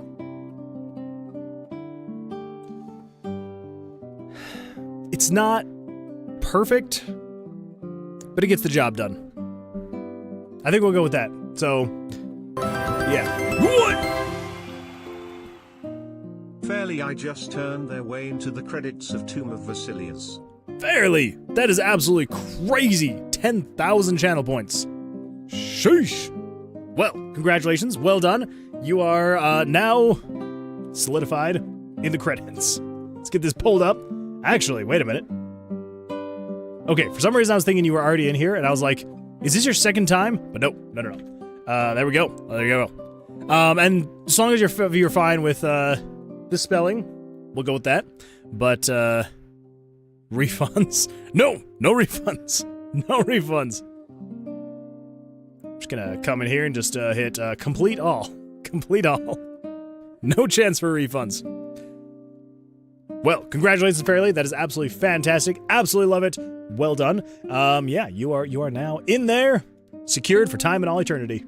Well, I salute you. Well done. That is a very, very long time to save up for. I did it. Yay! That is very impressive. That is a lot. There's a lot of time. A lot of waiting.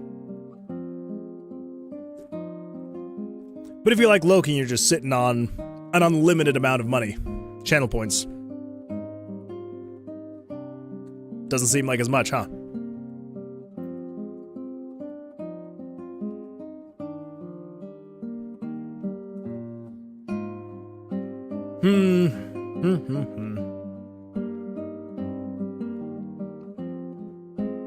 I think the only other thing now that's kind of throwing me off. Are those actually center? I mean, Photoshop is saying they are. They are. Is it just because, oh, it's probably because, yeah, this is only 40 pixels, and this is 80. So it's quite literally double. Yeah, okay, that makes sense. That makes way more sense. So maybe instead of centering on the screen, what we're gonna do is center between these 2 points. So that gives us, how many pixels? 544. Okay, so we want to have 272 between each one of these. That is not even close to being right. Hold up now. Oh, wait, what? Oh my gosh, what was I thinking? What was I thinking? Okay, so this is 264. I am so smart. 264, nope. 264 divided by 2 is 132.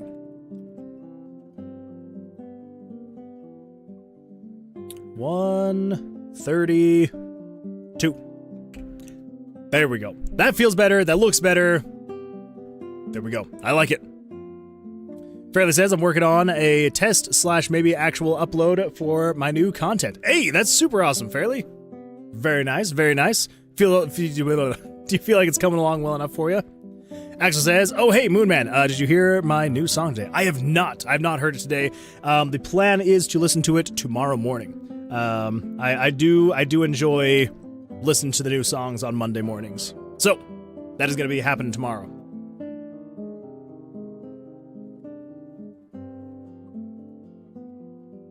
I'm very excited for it.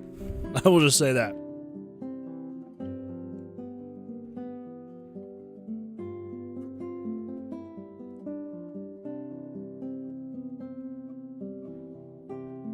It's a fun ritual. It is.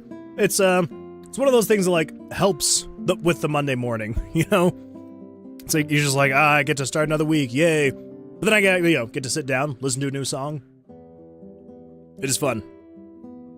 Fairly says I'm enjoying it. It's like a recap of a game I played on stream, which is a mixture of Mario and Spelunky. Very interesting and cool game. I like it.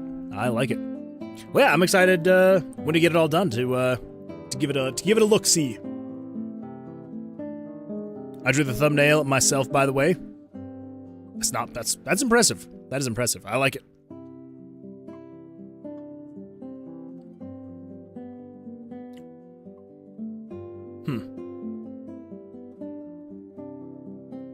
You know a cookie is very sugary when after you take a bite from a cookie and then you drink soda, the soda tastes flavorless. That's a bad sign. It's a whopping 3 colors. Wait, have I not seen the thumbnail for this one? I thought that I had, but now that you say it's a whopping 3 colors, I'm like, maybe I haven't.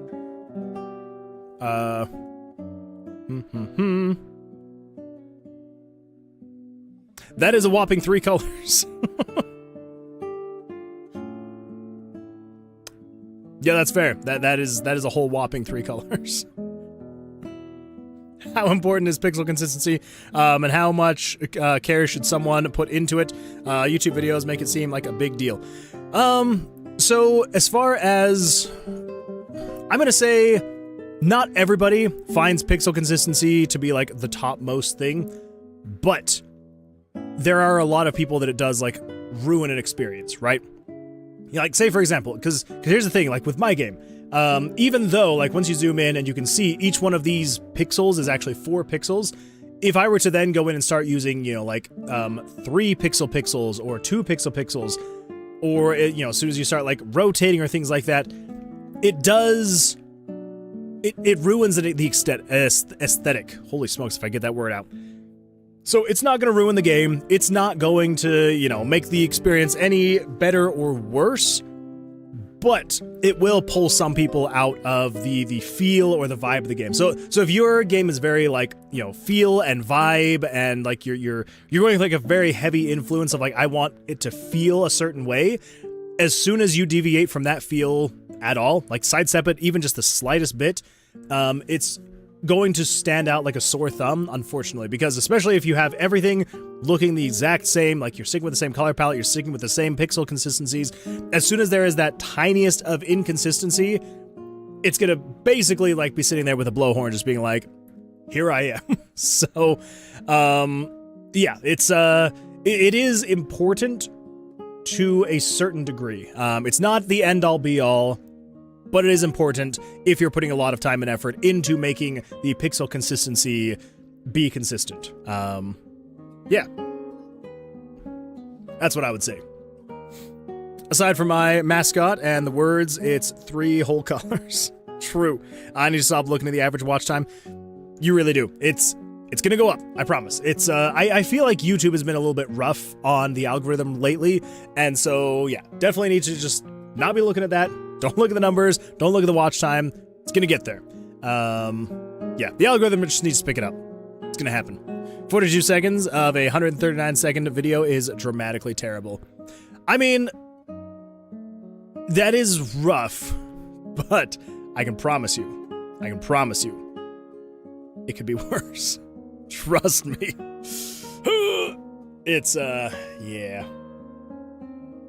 But no, it's gonna do better. It is. Inbound Shovel had a great talk about Mixels and how pixel art looks on one of his streams on Saturday. That is true, and he actually had a short as well that he went over, you know, pixel consistency, you know, talking about the Mixels and all that stuff. And yeah, it was some really good stuff. I really enjoyed it. It also kind of helped solidify my... So I was a little bit worried when he was talking about, you know, like the resolutions. And that's what he was talking about. He was talking about resolutions of the game. And it made me a little bit worried because he was like talking about like the ideal resolution and stuff like that. And I was like, huh. But luckily my resolution was in there and I was like, oh, good. Anyway, yeah. So definitely if you were having a very specific look and feel to the game, with your pixels, I would say doing as much as you can to stick with that consistency is going to be the best. Because see, here's the thing, like with my game, you know, I try and do everything in my power to make sure that everything looks and feels the exact same across everything. Now, I will say this, there are a few spots in the game where, you know, the layout and the placement of things is slightly off by usually about 2 pixels, just to make sure that things are actually centered. Because sometimes, every now and then, putting it 4 pixels one way or the other to like it just doesn't quite center correctly. But if you just shift it over by like 2 pixels, no one's gonna notice that. But if I were to come in here and if I'm like, this text is too big like that, but it's too small like this, so I'm just gonna go like with a nice in between of like 30. It just starts to look a little bit weird because it's like, you know, while it may not be like the biggest issue in the world because it's a pretty very basic scene. If you were to like put this next to the other text, it's like you can definitely tell there's just like something off about it, right? Because this is 6 pixels versus the 4, and so it just it just kind of like it's that little bit, and most people's mind's eye, they'll see it and they'll be like, something's not quite right. Something is not correct here. You know, it'd be the same thing like if in here on the scenes I were to start, you know, doing little things here and there. Like one of the things that, you know, I could technically do is in here, you know, since, you know, given the size of this, I could move this up. Whoops. here? Yeah. So I can move this dice text. I can move it up just slightly. So there's just, you know, a little bit of area here. So there's a little bit more breathing room. But you see that and you're like, something doesn't feel quite right there. It doesn't, because everything else is spaced so evenly. You get to the point where it's like a half, technically a half pixel, and it's like something's not quite there, you know? So anyway, that is my very long rant about it, and I apologize for ranting so long. Yeah, so that's what I would say is, if you are going very heavy on the look and feel of like being pixel art, and you want it to feel like it's actually pixel art and not just imitating pixel art, you do need to make sure that you're being as consistent as possible. Otherwise, it does just feel like an imitation. And I don't like, some people, they don't care. That's fine. It's not going to mess with their game at all. For me, since I'm like really trying to get that late 80s, early 90s feel, there wasn't such thing as like a sub-pixel. Oh, excuse me. Or the mixel or whatever. And so, yeah, you just kind of had to stick with your resolution. And that is where I'm trying to go.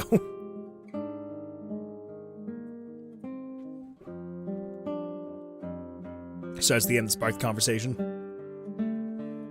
Yeah, he's got some good insights. I do like the stuff he's got. Okay, so I think this is gonna feel good. It's gonna look good.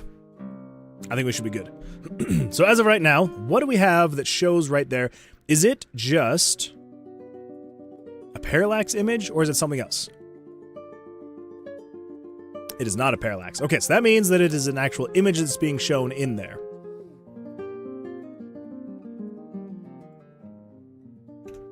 Let's go find out where it is and what it is and all that fun stuff. So over here on the level select to spellbook. So over here, it shows the perk screen. Perk screen is... Oh! This is just a whole freaking giant image. Okay, cool. Also, is this the lighter gray? Is that not actually the black screen? Perk screen. Oh my gosh, it is actually the lighter... Okay. Fair enough. I do... Wait a minute. Oh my gosh. I was like, something doesn't feel quite right. And there we go. There's the evidence. I will say, if it's intentional and looks good, I wouldn't worry. True. Yes, if you are intentionally doing something... Yeah.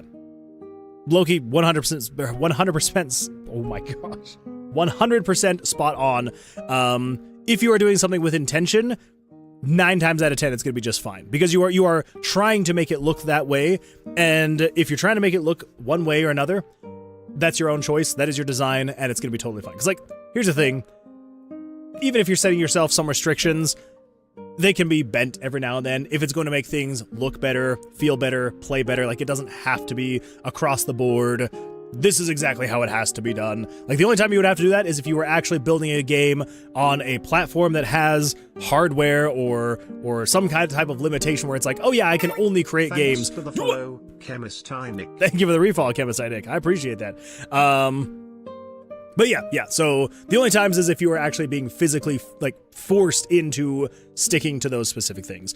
But yeah, if you have the option to be able to branch out and kind of, you know, interpret it however you would like, then that's totally fine. No worries there at all there. So, okay, so I think what we want to do is... Actually, I know that we have very little vertical room. But I kind of, now that I'm seeing it again, I'm like, I do kind of like having the little things here.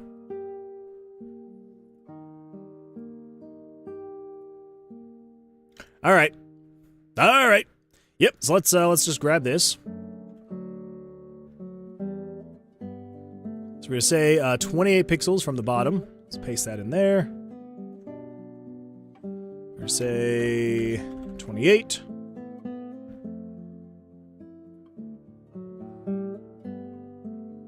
Let's see. Kamasanic says, "Hi, hello, welcome. Glad you're here. How was your weekend? Did you do anything fun or exciting?"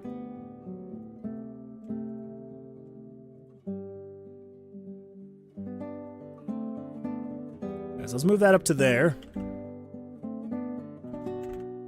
So that's 28. I feel like... Yeah, I feel like it's just too cramped. And maybe that's the problem. Maybe we just need to have these... Maybe we just need to plan on having these have just less room, you know? Yeah, I think that might be what we have to do. And maybe even what we do is we just come down 24 pixels.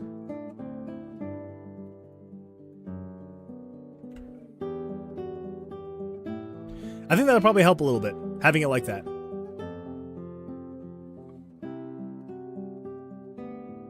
It is a little bit weird.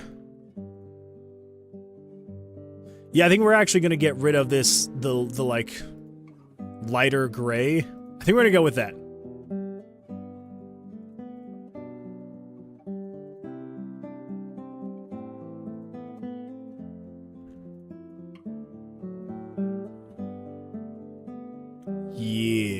Yeah.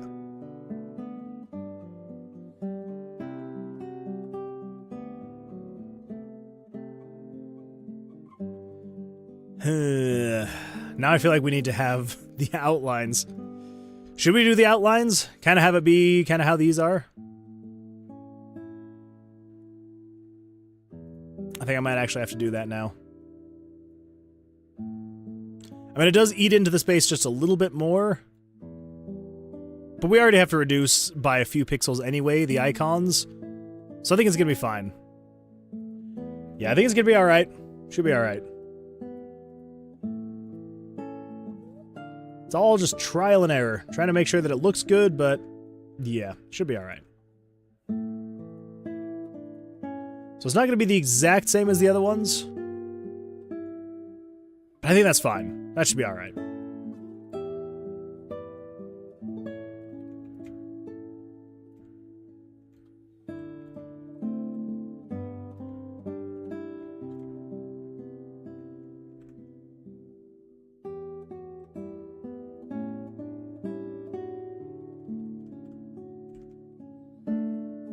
I feel like that looks a bit better, yeah. So if you get rid of the cards... Yeah. That looks a lot more polished. This looks very rough draft. I feel like that has like the right amount of polish. Alright. There we go. We're good. So, let's merge that down, save that. You heard it. There was a storm a couple of days ago. Oh, that's true. How was the rest of that? I mean, obviously you're alive. But is everything okay?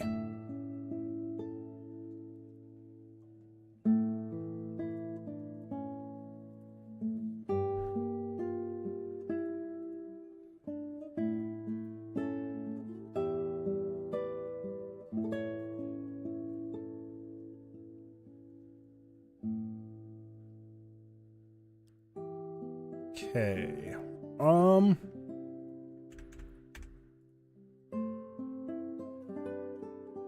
Wait. I just realized. So the whole point of having this down here and resizing it is to make sure that it's all going to fit in here just fine.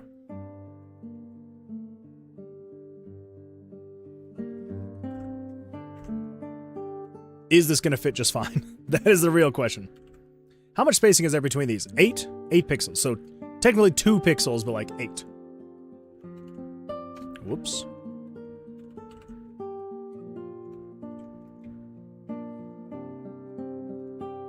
Okay. Huh.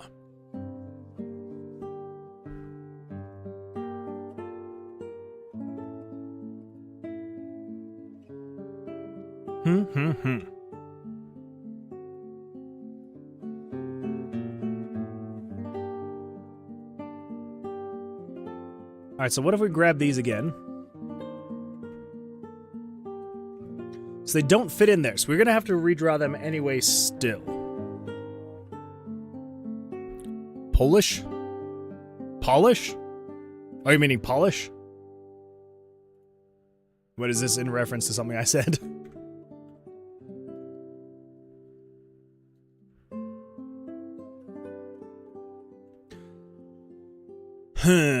So we could just still make them the size of the item slots.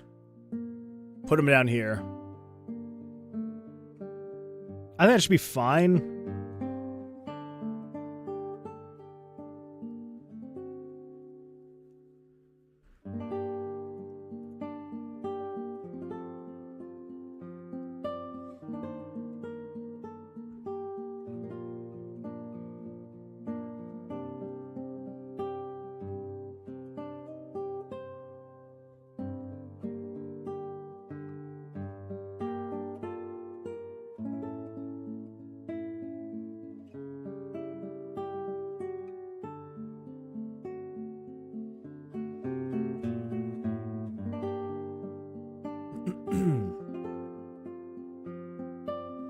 How much room do we have? We've got 16, so we need to go 8 pixels up.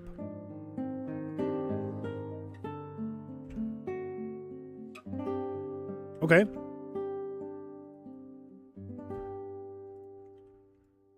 So, on here,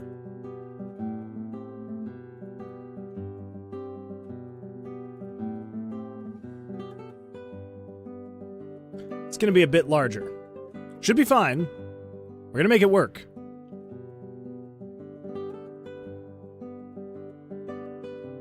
Eesh.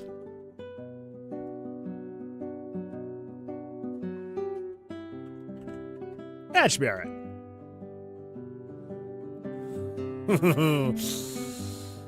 Yeah. Again, we're gonna lose even more vertical space, but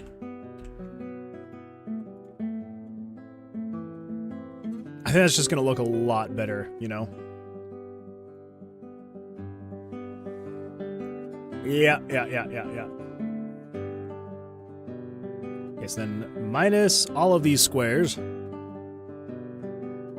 Let's just delete those. Nope. Select inverse. Delete those. Oh, jeez.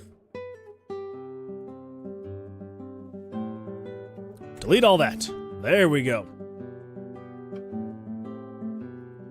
Now I can say, grab all of this. Whoop.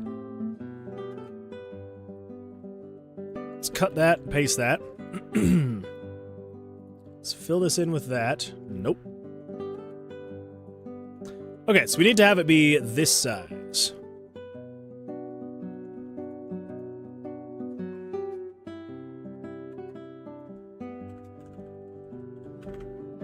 So we go with 8, 8. Is that what it was over here? 8 pixels? Yes.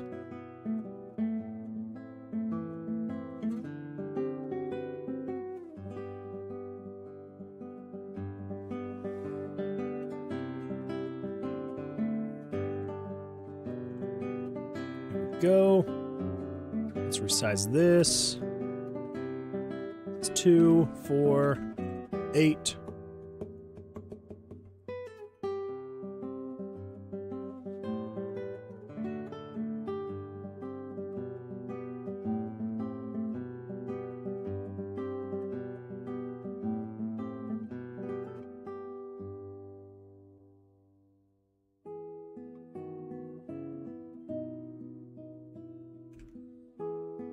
Okay. Yeah, that should be all right. That should be fine. Should be fine. Okay. So it's 8 pixels, and then what are you? You are 28. 28 should be fine. Yeah. Because that would mean we'd need 56 here, and you're 52.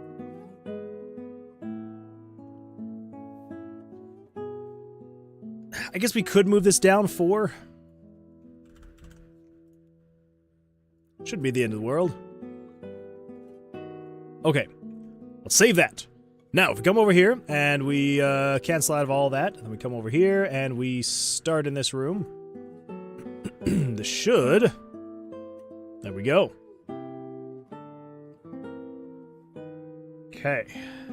So now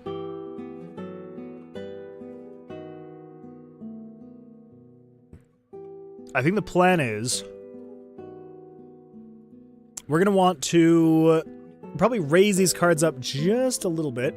I think the movement is fine.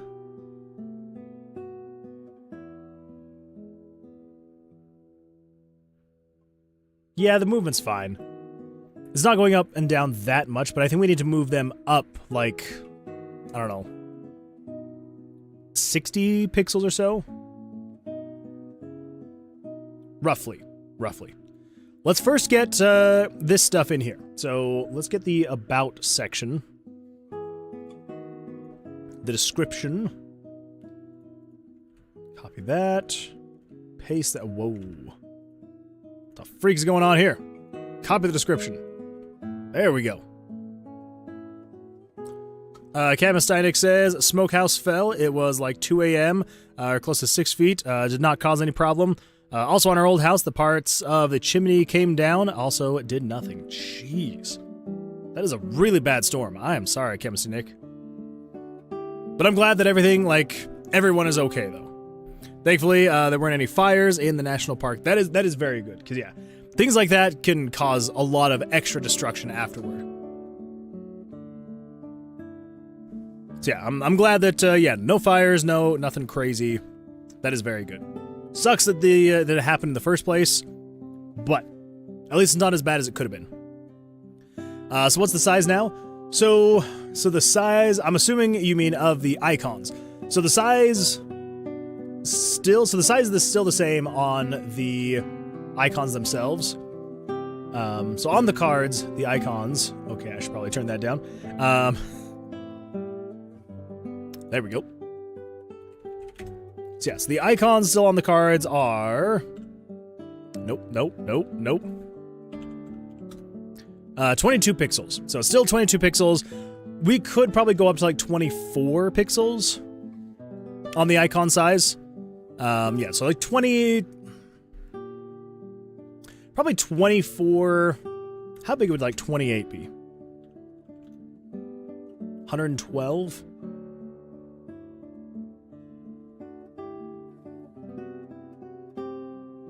It's actually not that bad. Okay, yeah. So it probably could go up to like 28 pixels now on the icons on the cards. But there is an unfortunate... It's unfortunate. I'm doing this to myself. Like, it's... Yeah. So basically the idea is the cards will have icons that are 28 pixels. But then down here... So down here is going to be showing all the other perks that you have. And these are going to have to be...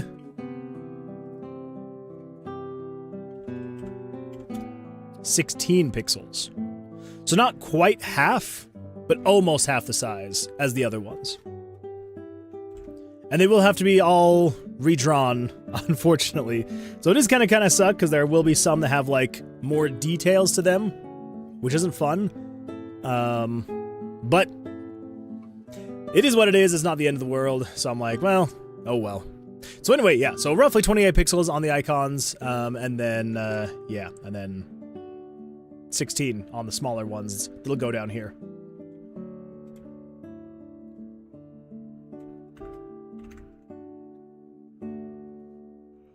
What's 12 pixels here? Yes, 12 pixels. So let's get rid of the arrow. We'll get rid of the message. Nope, get rid of the short description. So this is what's going to show up just as you are hovering over. Okay, just wanted to make sure that was fine. That is.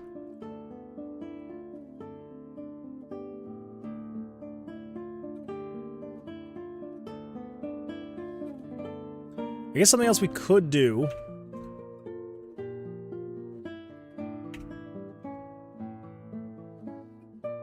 We could reduce this box to be the size of this.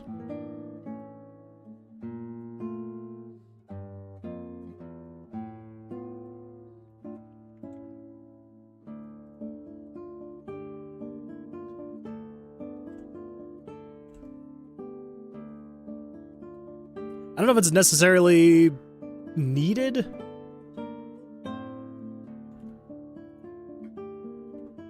I almost wonder if it's going to make it look and feel more weird. Weird.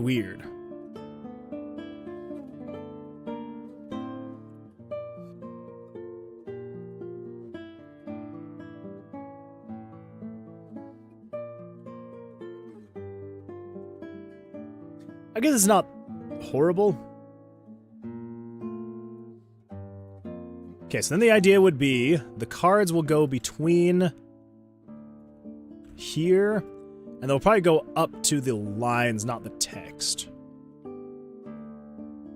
So yeah, so 198. Oh, so 99. 99 pixels. Yeah. So when you hover over them, the short description will pop up, and then it will move the card up 1, 2, 3, 4, 5.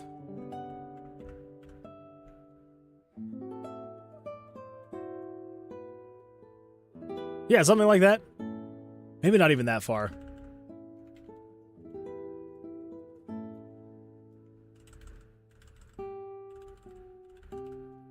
Maybe even just like right there.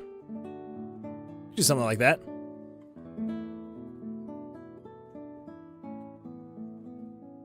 Let's see. Can't you make those lower 14 by 14 so you'd only have to resize them? Well,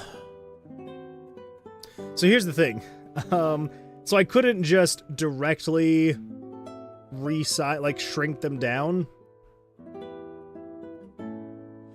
Cause, I mean, yeah. Cause it kind of, it goes into that whole, the pixel consistency thing again. Here's the thing, like if I were to, just kind of select all of this here, and then if I were to say, hey, let's just, whoops. Let's just cut this size in half. And if we say, set you down to 50%, whoa. What is going on there? We just say, hey, reduce you by 50%. Like, yes, technically it's reduced by 50%, and it is still pixel accurate, like pixel perfect. But now each one of these pixels are 2 pixels versus the original 4. So yeah, so I mean, like, it is something you can technically do, but I'm trying to avoid just having it be like, it's just like shrinking it down kind of thing. Trying to keep things pixel accurate, unfortunately. So, yeah. But it also shouldn't be like the end of the world to just redraw the icons. Like, if the design is already there, and I just have to, yeah, again, like, just redraw it at a smaller scale, but with the same pixel density, size, the same pixel size, it should be alright. I think it should be fine. Pretty sure. Shouldn't be too bad anyway.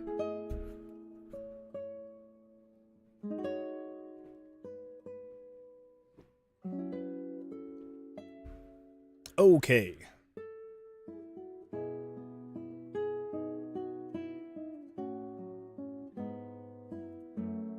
There's kind of a part of me that's like, is that not up far enough? Like, do we have this pop up, like, to here? Maybe we actually do that.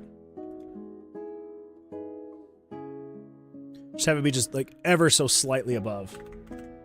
Like, to here? It's not a bad idea. I actually kind of like that. Alright, well, yeah, I think that's what we're going to do. So it does leave slightly less description room, but I think I like the look of it all lining up vertically. So there's not like, this window being slightly wider and all that stuff. I also don't think it's the end of the world that this is slightly, like the lines here goes out slightly more. I think it should be fine. We can change that later. Like, all that should be able to be changed, yeah, later.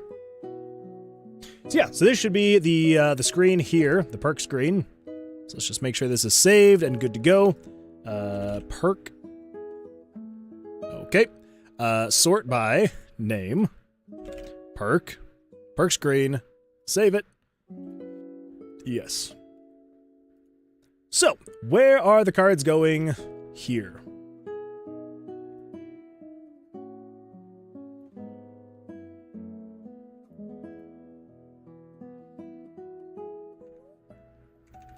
So over here, so I believe this is the animation. Nope.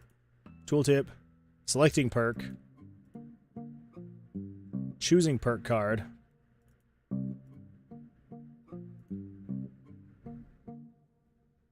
Wait, where's... So there's the tooltip. This is moving it, so if you're hovering over it, it moves, and then shows.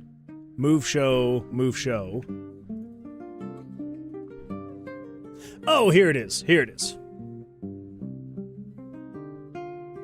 So it shows, and then once it gets here, then this is doing the actual animation. Okay, alright. Fair. So, that means it needs to show picture, perk screen.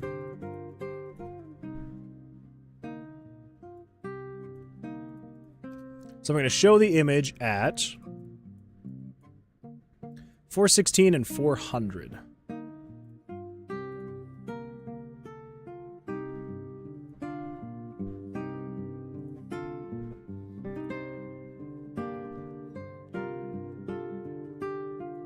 So I think the idea is going to be...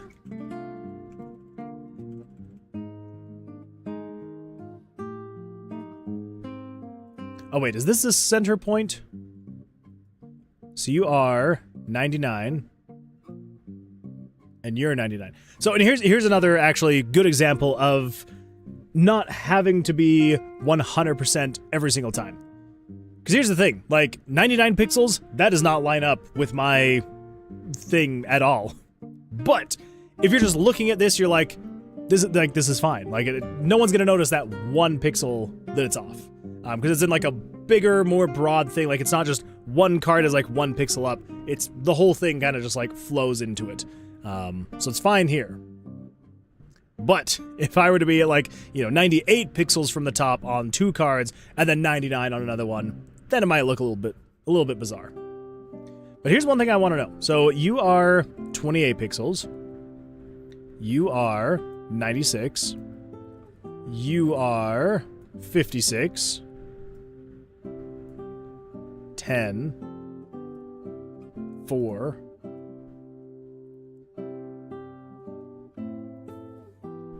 And 478. All right. Fair. So that is the center then. That is where I want the cards to show up. That is the center of where they are. So let's do, for the animation, we're going to have it come down 24 pixels? Yeah, 24 pixels. So show you at 418, 381. 418, 381. And then move you to 418. And you're going to go to there. So you're 418, 333. Yeah. And then same thing over here. So this is going to be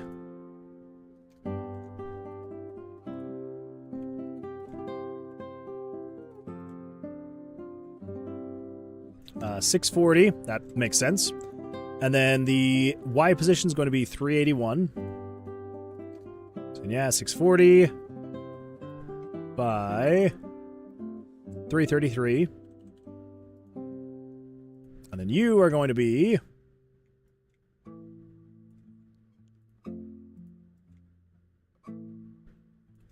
862. 862. Hold up now. Which ones are and aren't centered? So you're 326. Okay, so the other ones weren't centered? That's exciting. Alright, so 862, and then 381. And then you are 862, 333. So that shows them, fades them in, kind of has them goes up, and then they should come down, so on and so forth. Yeah.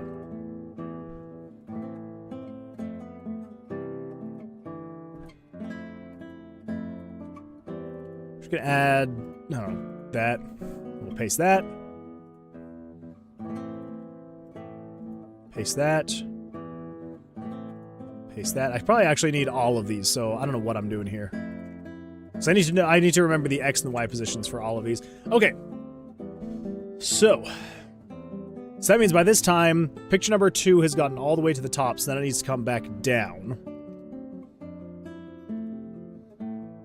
So coming back down is going to be 418, and then 381. Nope. 381. There we go, to come back down. Number 3 now needs to come back down, so 640 by 381. Number 4 is going to be 862 by 381. And this is them coming back up, so this is going to be 418, 333, 640, 333.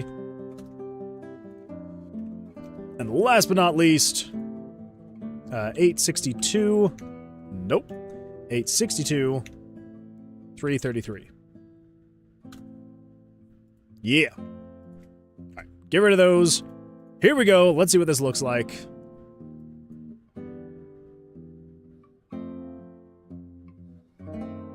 That is a lot of movement. I feel like that's too much. That is, they're way too bumpy. That's a lot of bumpy. Okay, we can reduce everything by 12.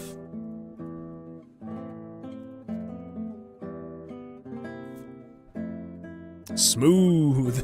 It does look smooth, but it's the bumpiness of the cards does not really fit the theme.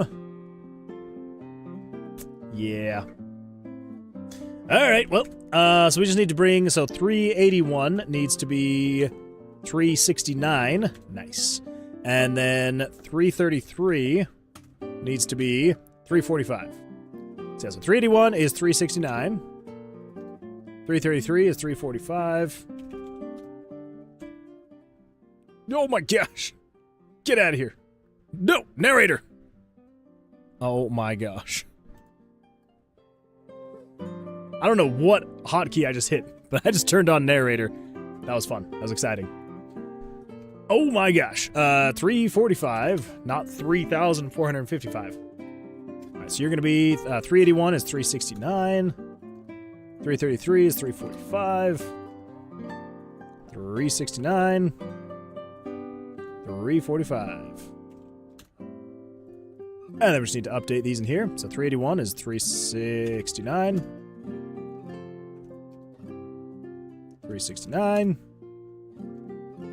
369. 345. 345. And last but not least, 345.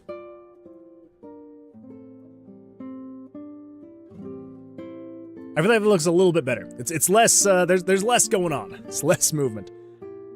I wouldn't remove it entirely. The screen is already static enough. Not many objects in movement. That is true, yeah. So definitely was not removing it completely. It was just, it was going up and down too much. So yeah, so didn't want to adjust the speed or anything like that. Just needed to adjust how much it's actually moving.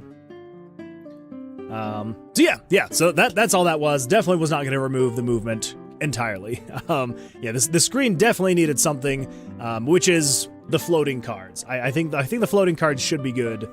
So yeah, so now we need to get the actual movement of it done. Because like as of right now, that is not. We don't want that. We don't want it to move in that way. So what are we gonna do there? We are going to. We're gonna say.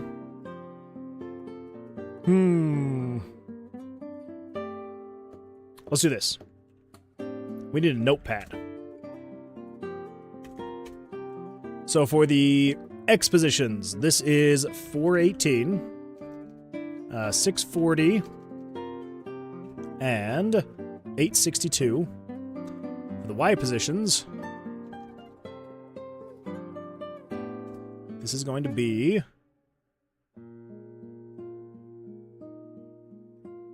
so it's 369 is the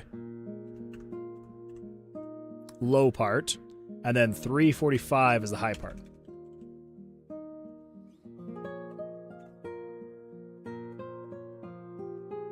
Yeah. Okay, so That means all we need to do, though, is come over here. So when you're hovering over the cards... Oh, jeez. That shouldn't be too bad. So it's move card number 2. Oh, and then the perk tooltip. That's layer number 5. Okay. So yeah, so basically 418. Oh, okay. So this is you hovering over the card. So we need to actually move this to a completely different Y coordinate. So the Y coordinate is actually going to be this guy right here.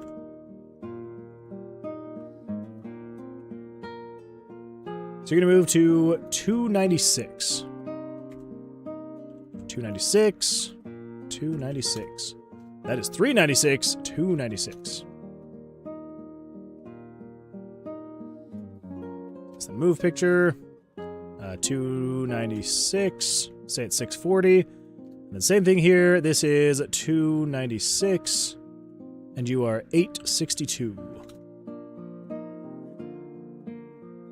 I think that should be it for the hovering.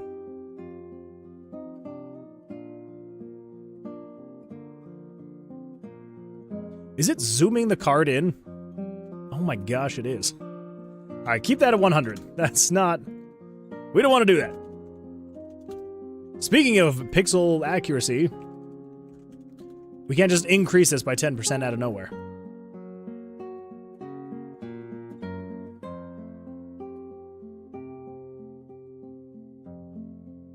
Okay. The only problem here is when you go like that, they all kind of like... If they miss their animation cycle, then it does weird things. I would have to create 3 different events, though, for the animation cycles, so we may do that eventually.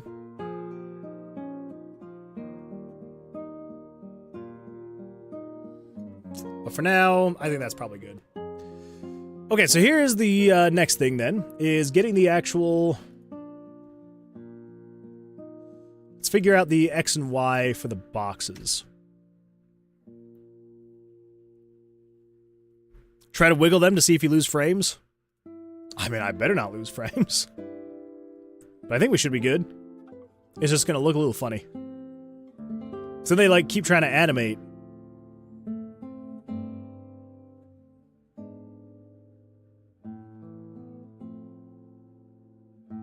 Yeah, no, should be good. Should be good. Also, welcome back, Chemisci Nick. Welcome back. So, for the actual hovering, then, we're gonna do...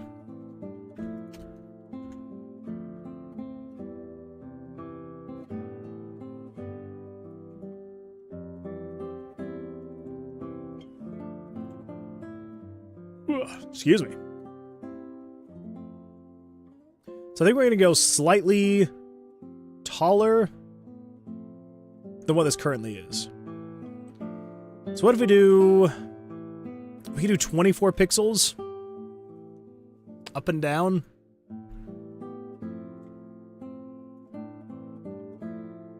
I think we might try that.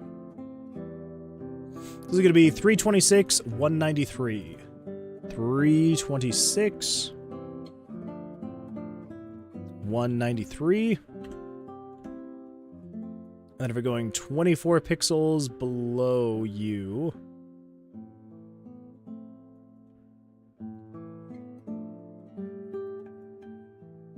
Oh, wait. This way. 24 pixels below you, so you'd be a height of 24. So you'd be 5'10", 5'21. 5'10", 5'21.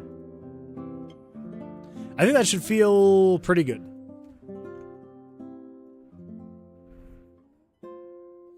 It's just a thing I've learned after having to redo stuff many times. That is fair. Yeah. Check everything twice. You never really know what's going to happen.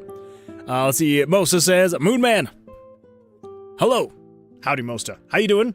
How's life? Hopefully things are going well for you. Did you have a good weekend?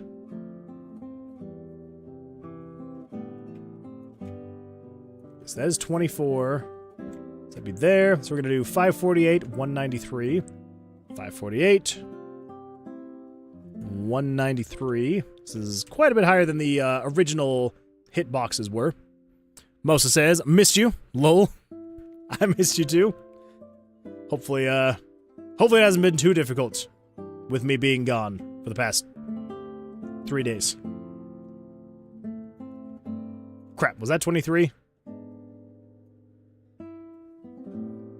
24.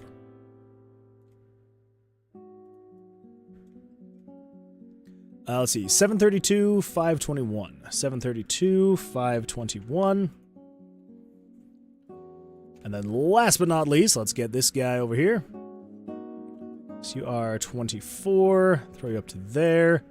So you're going to be 770, 193. 770, 193.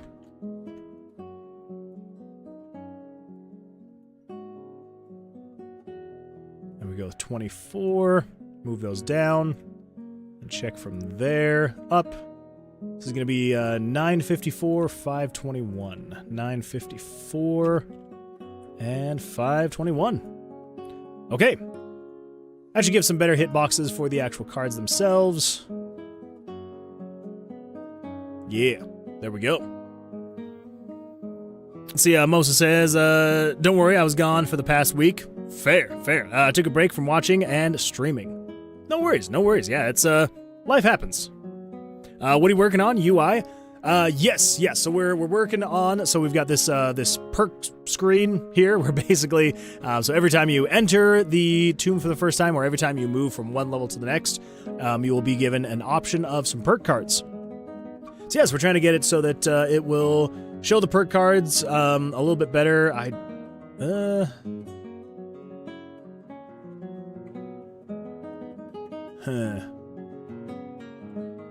don't know. That's,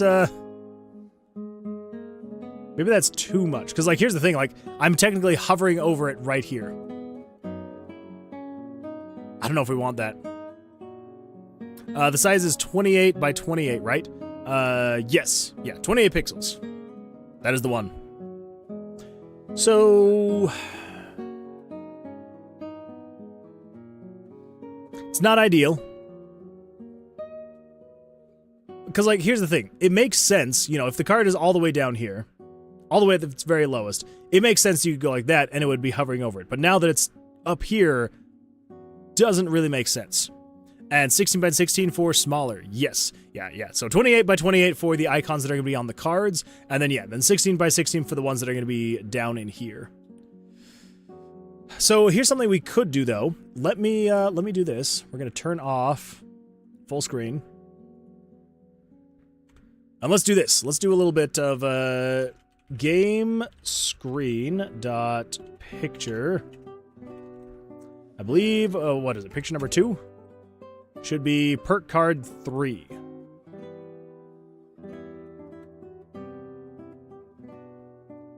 Okay.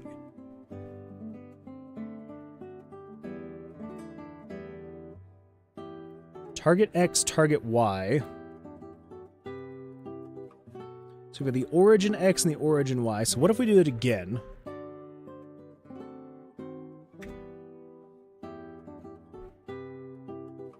Picture number 2. I believe it's just the X and the Y that we want.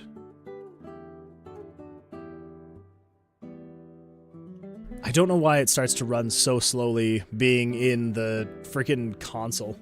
But it does. I'm sure you can see back here it is running extremely laggy. Of course. Come on, game. Just show me the stuff. Anyway, yeah, I'm pretty sure that we just want the X and the Y, or specifically just the Y. Anyway, I think what we can do...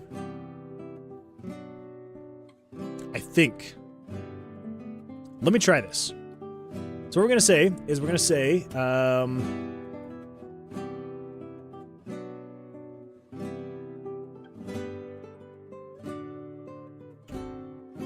let's do this. Just to make sure this is actually going to work. Let's create a new text box. We're going to put it here. And we're going to say, you are going to equal game screen dot picture 2. And then I believe it's dot underscore Y. Pretty sure? Oh, jeez. Okay. All right. Oh, what is that? JavaScript, round to nearest whole number. Math round. Easy enough.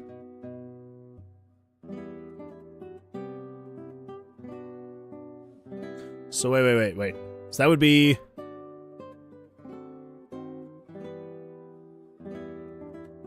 So would this be something like this? Numbers having a party? Let's see. Oh, wait. By the way, I'm still waiting to see what you did to the chest. I don't think I saw your chest modification. So I have not actually re-added the chests yet, because I don't know if the chests are going to be in the demo yet. Unfortunately. Yeah. They might be, but we're probably not going to even have the items in the demo, which is, I'm kind of like, I don't know. So we might add those. Yeah, so you haven't seen them yet, because I'm still not 100% sure if they're going to be in the demo. They might be. I might have, like, some dice be in the chest. We're gonna see. We're gonna see, though. Progress demo. Hell yeah. We're trying to get the vertical slice all working. So hopefully the playable demo. The goal is to have it done before the end of the month. Because we've got the Steam listing up now. So now we just need to get the demo ready to go.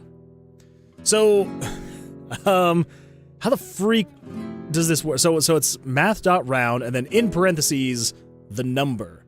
So would I within here say math.round and then in the parentheses do this? Hey, look at that. You would. Anyway, so as you can see there, it's getting the Y position of the card. It's actually kind of cool because like it even takes into account like the image's movement curve. It's like the quadric scale of the movement. That is super cool. Oh my gosh. Okay, so then basically what we can do with this is we can get the exact dimensions of the card and base the X and Y off of the card's position. So let me just show you what I mean. So if we come over here and we grab this, let's come over here, and then essentially I believe what we can do is we can just say if we replace this guy right here. So instead of just saying if you're equal to this set specific number, we can say if you are equal to math.round and then gamescreen.picture2 dot underscore Y. So then let's put this in parentheses. So then we need to say thanks for the follow, Cupcake Unleashed. Cupcake Unleashed, thank you so much for the follow. I appreciate that. Hopefully you're having a good time here. Learning some fun things about RPG Maker, you know, doing some JavaScript and all that fun stuff.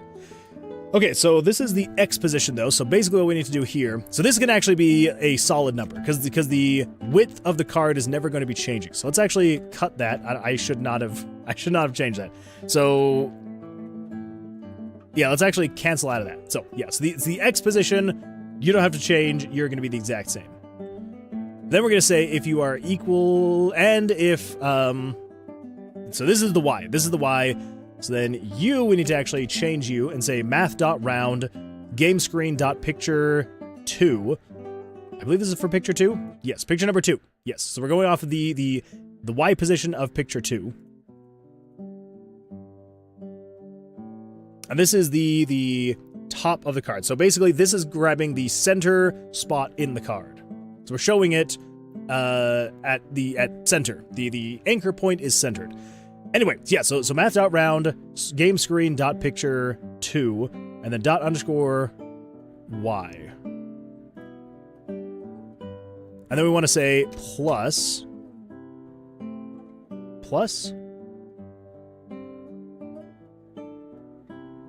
No, minus.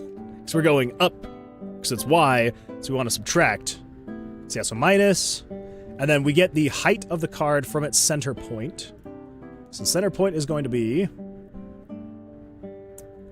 let's see, 280, so that would be 140. So 140. So the center point is right here.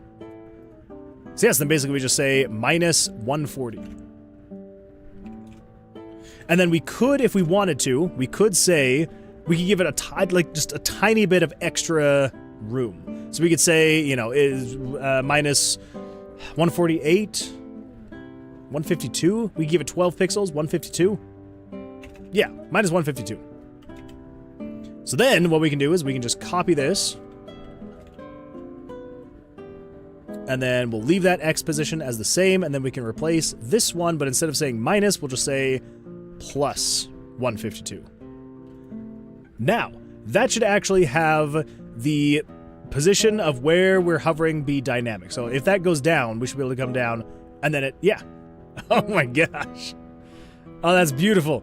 Because then, okay, so here's the only bad thing, though, is if we then come moving up on the card, it does a little bit of that. So, not perfect, but it does mean that now the position of the hitbox, I guess you could say, is dynamic based on the actual position of the card. So if it moves up into it, it is now in position, and then we can move out of the way, and it'll be fine. And that way we can move around anywhere on the card, and we can go just a little bit up, and then if we leave, then we're out. Yeah. So yeah, so that is a bit of a thing. So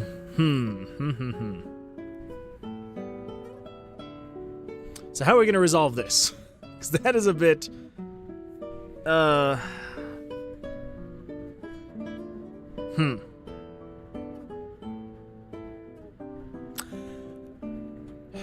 Not ideal. Maybe make the hitbox not moving with the PNG. Well, so originally the hitbox, like but for lack of a better term, the hitbox originally was a static position, like X and Y position, but we were running into, because basically, so here it is, oh my gosh, here it is with the dynamic Y position. So, if because here's the thing, like if the card moves up and I move up a little bit, then it, But anyway, then if it's not dynamic, then everything seems fine here, but then I can go way down here and then it doesn't, not ideal. Because here's the thing, like all the way down here, and I'm still in the hitbox, which doesn't look great for the card that's all the way up there. But it makes sense for this card down here, because it's super low to the bottom. You want to be able to, have it have a lower hitbox. So, I think what I need to do is maybe...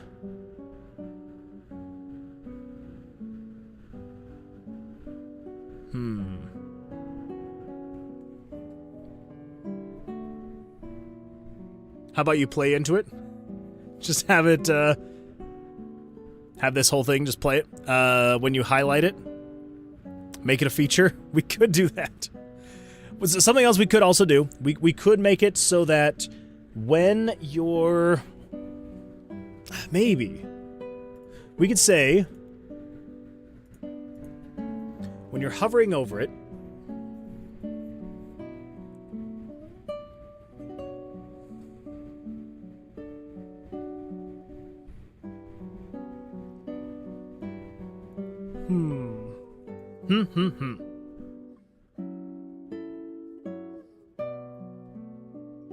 you show some lore of the item or something?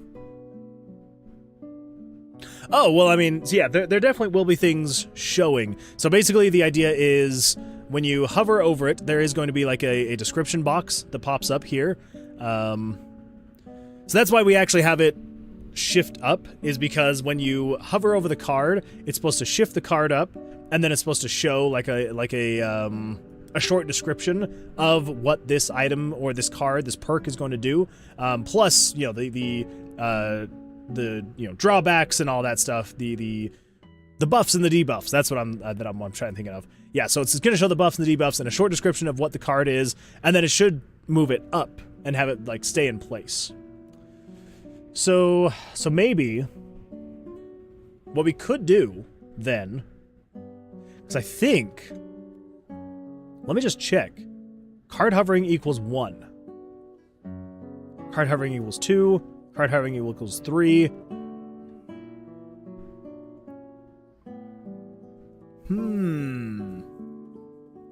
I think we can use that.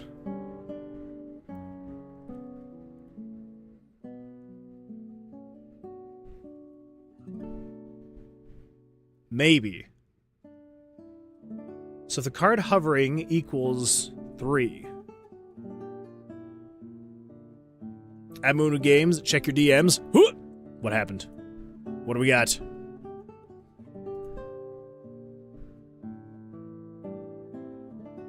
Wait, check my DMs.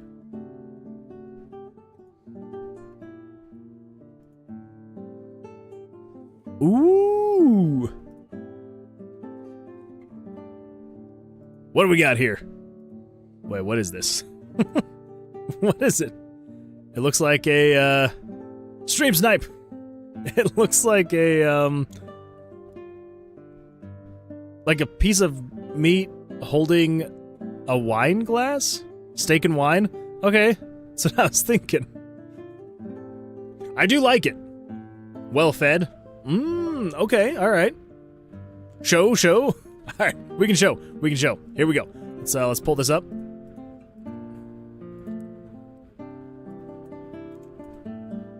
Yeah, there we go. It's very small. But that is the most it'll zoom in. You can? Alright. Yum! It does look yummy. I do like that. And we got the two of them. So we got the smaller one and the larger one. Gimme. We're gonna have to get that in the game. I like it. Yeah, very nice. Very well done. We're gonna have to think of a good perk for that one. I think it needs refining at the bottom. Maybe just a little bit. Should be alright though. I like it though. I like it.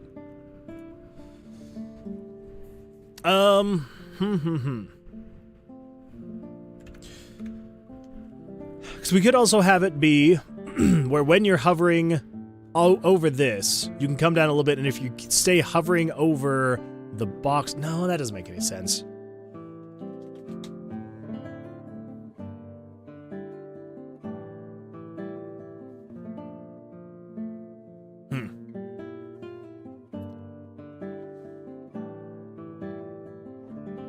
Let's see, Mosa says, wait, Moon, you didn't tell me you needed any items. You told me you needed a chest, and that's it.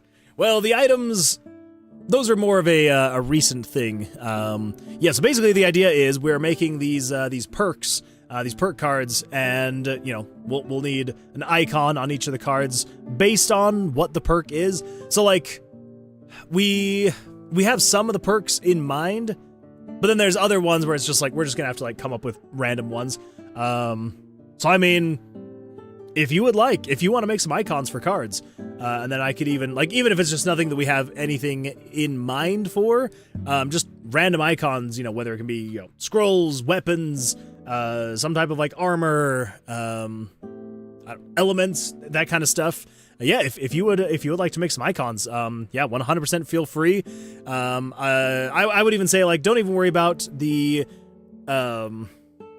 color palette, because I'll probably just have to go through. I'll just go through and redo the color palette to make sure that it's working. But yeah, so basically we will need 2 icons for each icon, because we're gonna need a larger one that is 28 by 28 pixels, somewhere within 28 by 28. It doesn't have to be square, but something within that 28 by 28 pixel, and that'll be what's on the card itself. So like it's a larger, more detailed icon, and then there's a smaller icon that needs to be 16 by 16. And that's what's going to be down here in this little bar. So anyway, yeah. So if you would absolutely, if you would like to, absolutely feel free. I would love some help on some icons. So Grand Shark in Tav Unlockable Perks wrote, "Well, you can check." I still have to add orange palette because I forgot it entirely. That's fair. That's fair. How about bread? Oh, we could do some bread. I like the bread. Bread of dread. The dreaded bread. Indeed.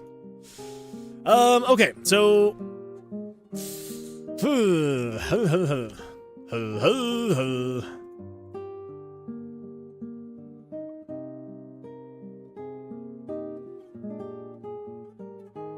Yeah. I'm just trying to think of how... Because maybe even if we have it grow the Y position of where the card's at...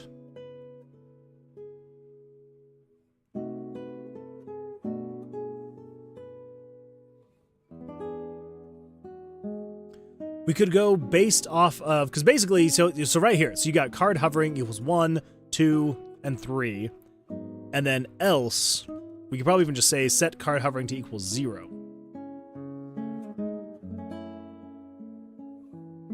So then perk 1, 2, 3, 4, and then over here, Dex, Pyro, Hydro. Okay, so this is the tooltip.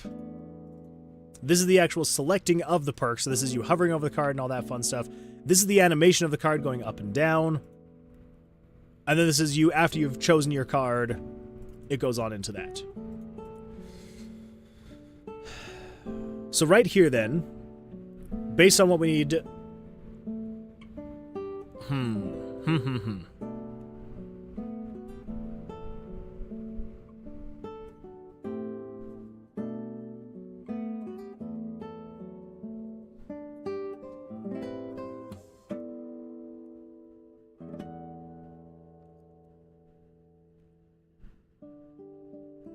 So I don't want it to be all the time if you're within the Y, within the X position, regardless of the Y. I don't want that to be the case.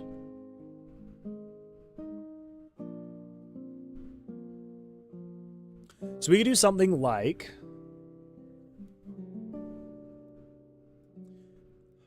Yeah, we just need to add to this. Because this is basically just saying, take the center position of the card plus 152.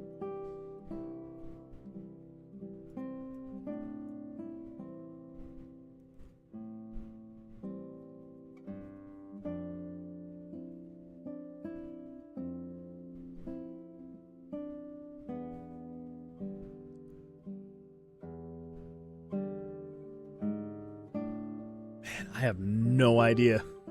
Because it's one of those things that it's like, how many people are going to just hover their mouse at the bottom and have this happen? Not many people, right? Like it's probably going to be like a very rare thing to have happen.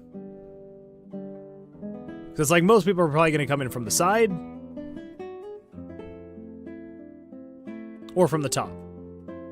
But there is still the chance of someone coming up from beneath and be like, whoa.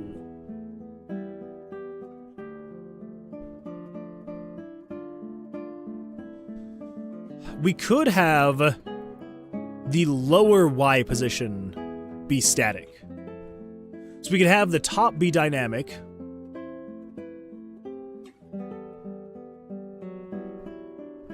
And then that be... Okay. That actually might be the better way to do that. So it's checking a static position, a static Y position at the bottom, but then a dynamic position at the top. Yeah. I think that's going to work a lot better.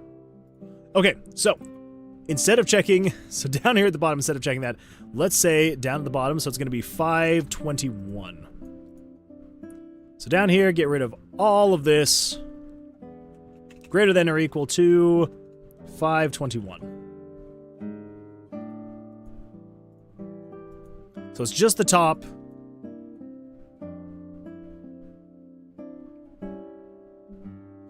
But it still feels just so weird, because like you come up from the bottom and it's like, yes? And you're like, because then all of that is...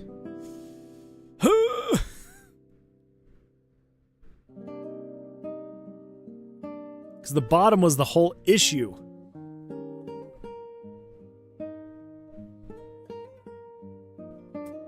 Man. Camisenic says, check memes, okay? I suppose I could do that. I suppose I could. We got our memes down here.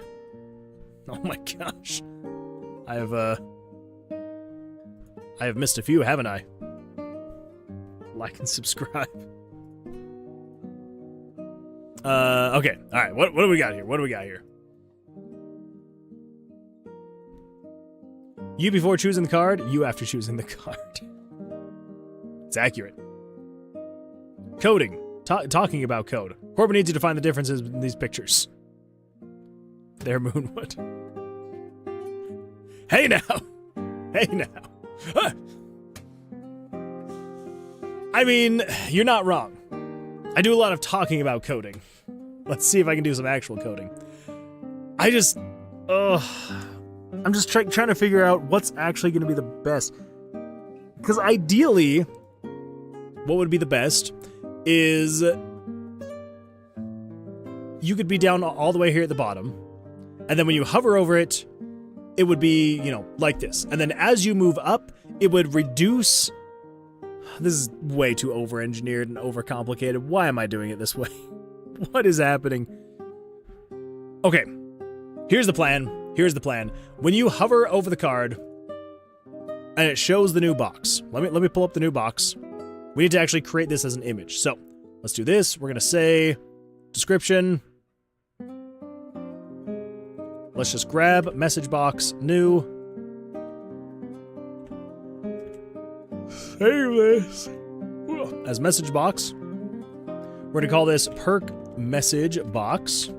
There we go. Ouch. I hit my ankle on my chair. That felt great.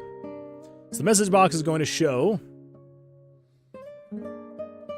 at 640 by 514. 640 by 514. This is not perk tooltip. We're going to call this the perk message box.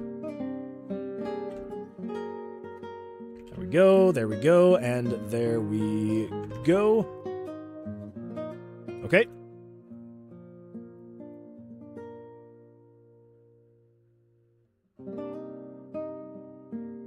So then, the general idea is going to be, once you are hovering over this,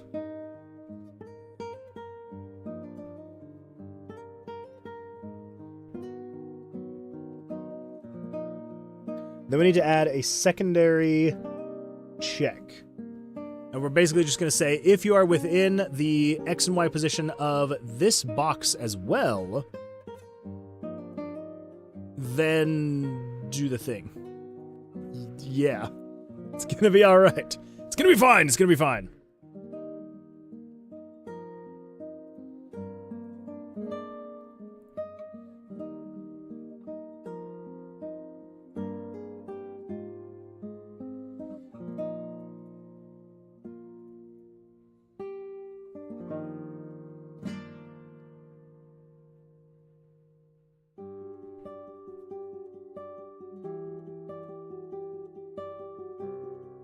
Is that actually what I'm thinking, though?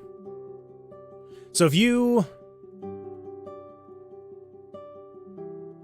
So when you hover over this, it turns on, or it sets card hovering to equal 1. Such a good song.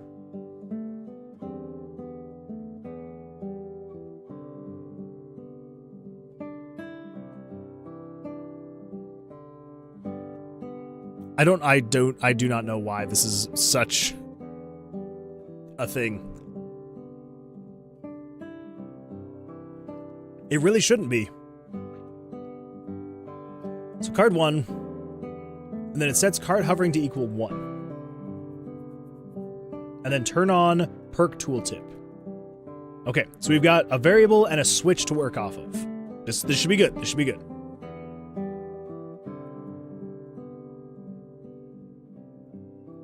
So we've got the else handler.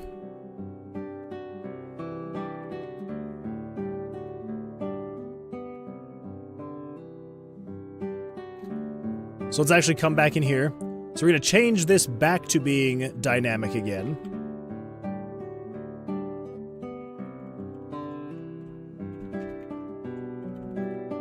Plus 512.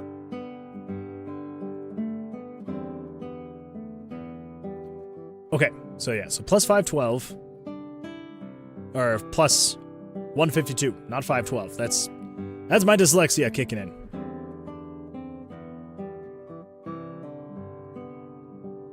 Okay. So then we will say down here, this is the else handler. This is the ending else handler.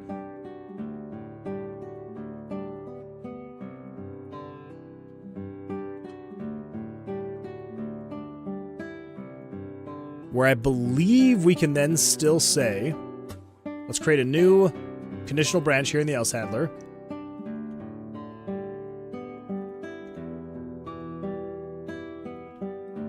Then we're going to get the X and the Y position for here.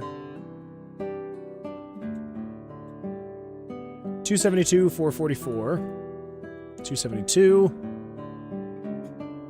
444.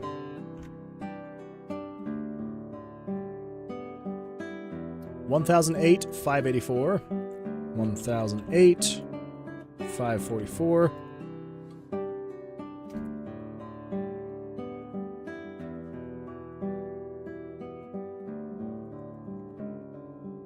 So if you are within there, I may eventually want to say do something, but for now we're just going to say don't do anything.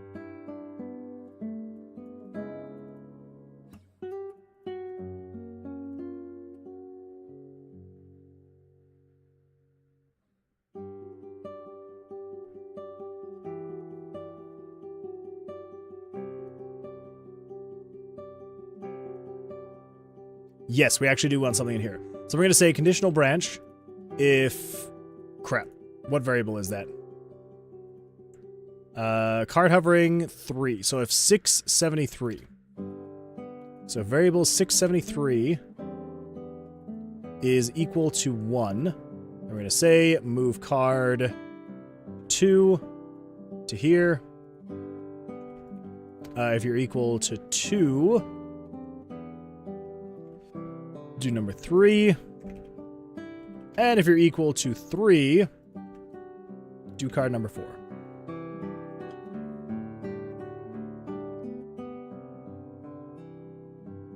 Okay. Let's see what happens. So, if we hover over that, everything's fine. And then if we come down here...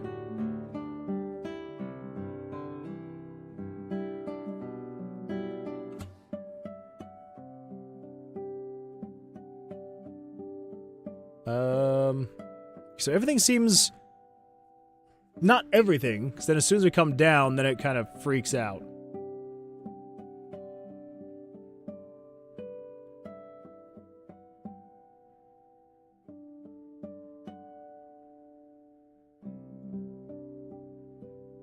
Do I have the X and Y wrong? That might be it. Well, first of all, is it showing this correctly? That seems correct. Okay. So what would the X and the Y be then? So you'd be 1008, 584.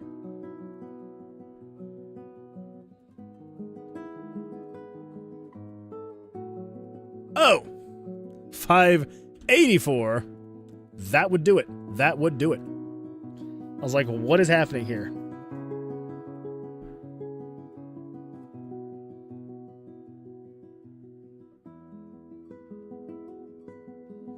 Okay, well that kind of works. It's working slightly better. So basically you can be like anywhere down here and it stays there. The problem is we are now...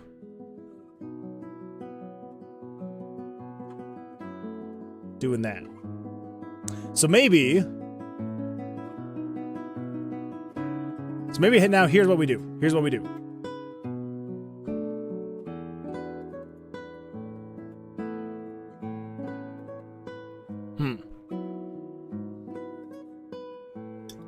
Do we do a loop?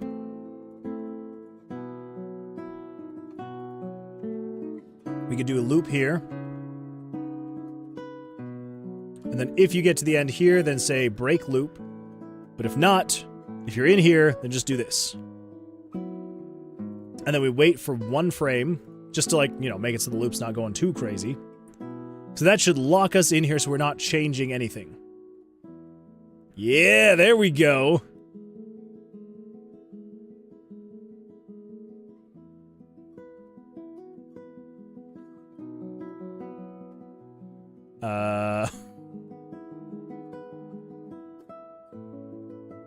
Okay. It's getting there. It's getting there. So if you're in here, everything's fine. And you leave.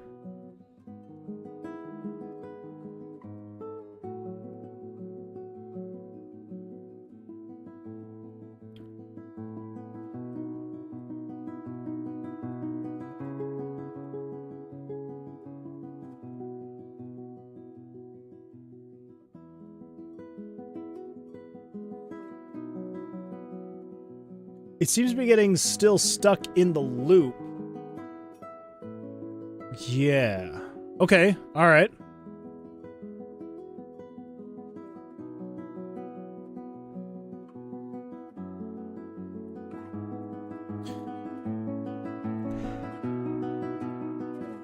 So you should be...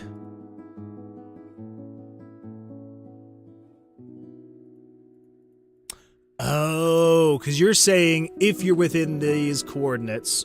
Okay, actually, here's what we need to do. We need to say if you're within these coordinates, and nope, and if game variables dot value, what was it? 673.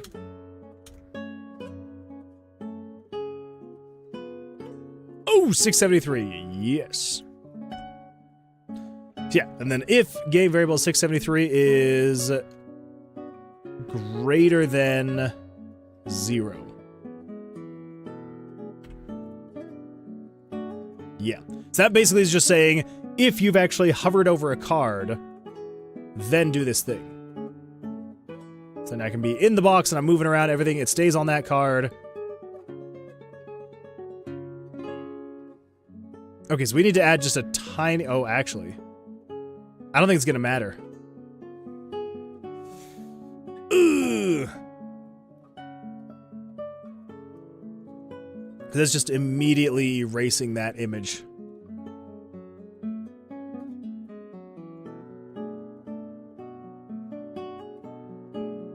Balls.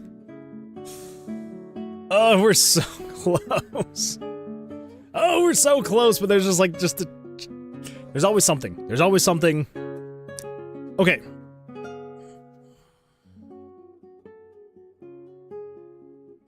Because basically what is happening is down here, when we're switching from hovering over the box to hovering over the card again, it goes through this portion right here and erases image layer 15. Alright, image layer 5. Sorry, not 15.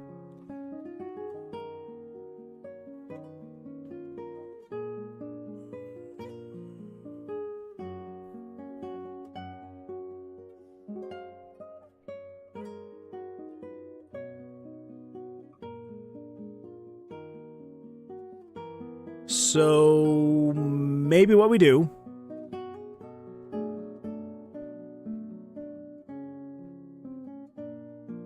how are we going to skip over this bit of the code to actually erase the picture and do all of this stuff? We could jump to labels. That might work. A jump to label. Maybe.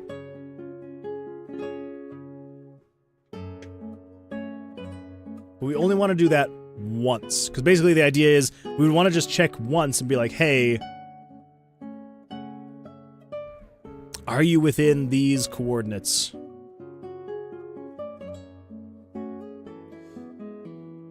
Because basically, yeah, the idea would be if you are in...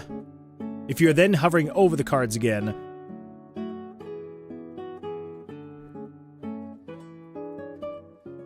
So we would just check for this same thing again. So we would say else, then we say conditional branch, if, oh my gosh, if you're this,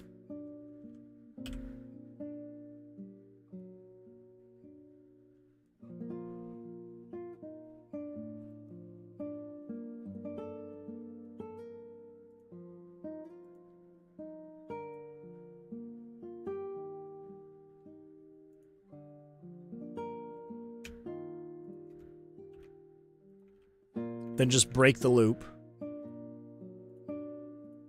Else, delete everything. Okay, so that works. But then if I come off of it, then it's fine.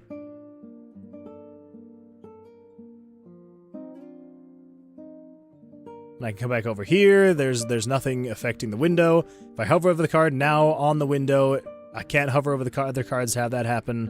And I can go back and forth. Oh my gosh. Okay. All right. Fair enough. Fair enough. So, what do we need to do at this point then? At this point, we then need to say, change the conditional branches over here. So we just need to say, grab this. So if game variables.value2 is greater than or equal to, math, round, yada, yada, yada, copy that. Okay, so then down here, we just need to replace this number with that. And then we say game picture number 3, the Y position, minus 152. And then same thing over here, position, picture number 3, plus 152. Yes. And then same thing with down over here, we just need to say, get rid of that, and just say picture number 4, minus 152, get rid of that number, and say picture number 4, plus 152. Cool.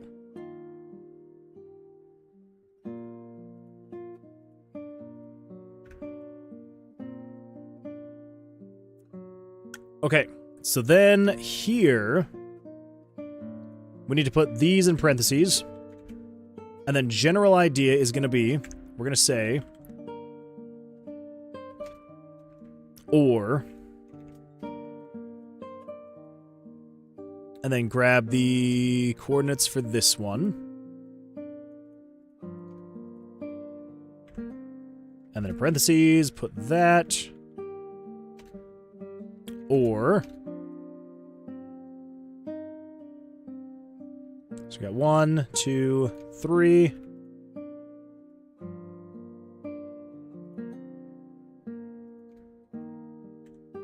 Or, in parentheses, put that. Okay. I think that should be good. That should allow for the card hitboxes to be dynamic as they are floating up and down. I should be able to hover over them, and then it'll kind of pop up like that. I should be able to move all around the box and not have anything happen. I can't hover over the other cards and have anything happen like that. But if I hover over another card, then it shouldn't change anything here except for the card that I'm hovering over. There is a little bit of a blip because you're going over this dead area here, which is fine. I think it should be all right. But yeah, then you can kind of like hover over this thing here, which feels a lot better because this is a static box, and so it feels normal to be able to like move around the static box and have all that happen. So that way, so it comes down and you can kind of have that go like that, and yeah. It is actually working. Oh my gosh. The chat is almost empty. That's true. I did finally set a cooldown on these messages so they disappear after like 20 minutes or 30 minutes, or maybe it's even, I think it might actually be 10 minutes. Maybe. Yeah, that's the emptiest that I've ever seen it. It's a good time. Good times. Let's see, Dazu says, I'm here, just doing stuff. No worries, Dazu. No worries. No worries at all. Totally understandable that you got stuff to do. Well, yeah, there we go. So, cool. That's, it actually kind of makes me very happy that it actually works. I'm just gonna say this. Once you understand JavaScript and, like, the cool things you can do with it, it's actually kind of fun, the things you can do with it. It is a blast. I hope that went in there. It's so satisfying to, like, watch this number over here move, knowing that is, like, the dynamic Y position of the image. It's so cool. Anyway, speaking of which, oh my goodness. Chemistinic says, so my friend texted, I'm waiting, so I responded, wait faster, he said, intensive waiting intensifies. The sprinkler does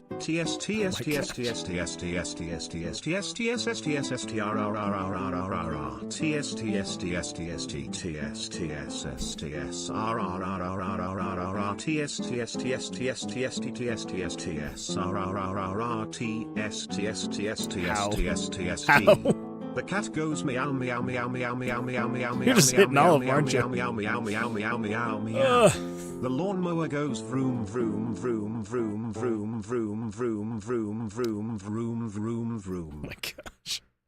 Thank you, Nick. I appreciate that. Oh jeez. Absolutely beautiful. Absolutely beautiful. Had to pause the music and everything for that one. Let's see. Dazu says, I'm at 4K points. Here I come. Meow. You're coming right along, Dazu. Let's see. My Shio GG says, uncapped character limits go brrr.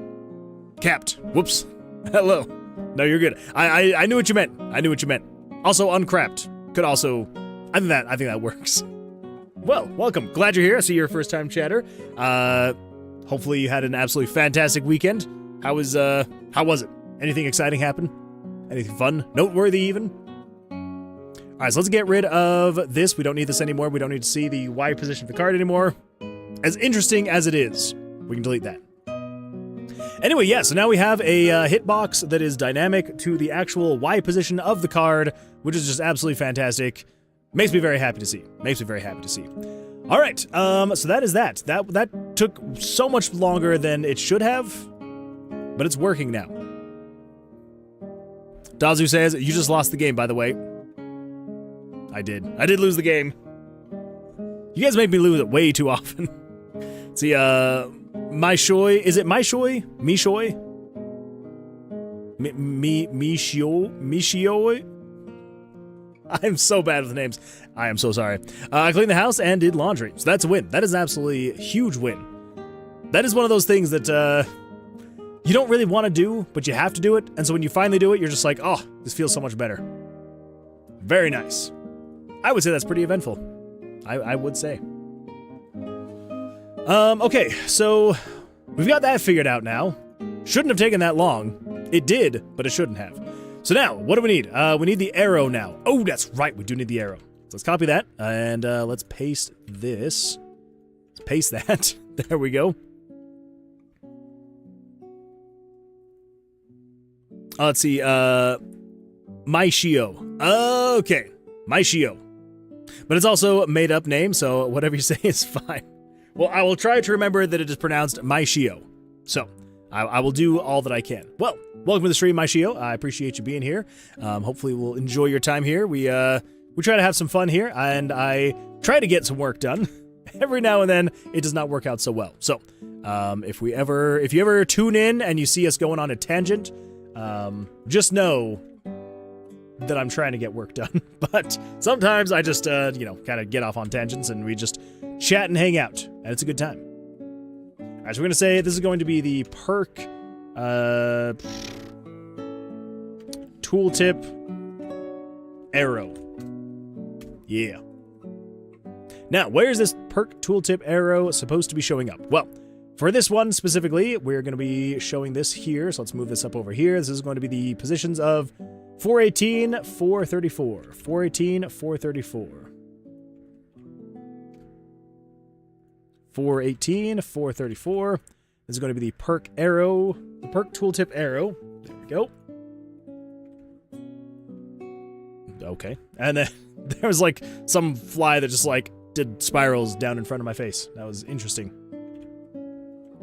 So move you over 222. Just want to make sure. So we've got 418 plus 222, which should be 640, which it is. Okay. So yeah, so 640. There we go. And then last but not least, we're going to put this here. And we're going to say, so 640 plus 222 is 862. Cool. So if you're least, erase picture number 5 and 6. Erase picture number 6. Picture number 6. 6. Okay, cool. So now we should be able to hover over it, and we've got a little arrow popping up there. Absolutely fantastic. Love to see it.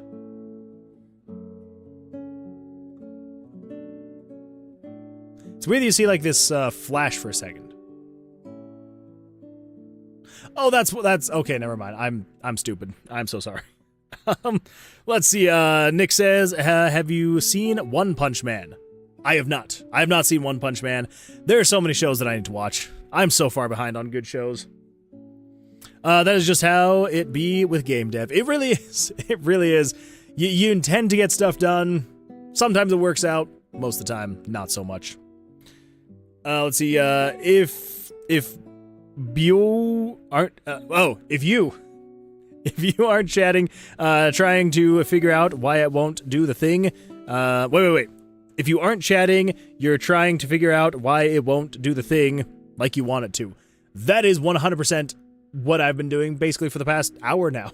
Like, trying to chat, but also trying to figure out why this wasn't working the way that I intended it to. But we did eventually finally get it working. So, yeah. I know that it is a very small thing, but originally the hitboxes on these cards used to be static, and so it was basically just if the mouse is in the X and Y position of this box, then highlight the card. And if not, then don't highlight the card.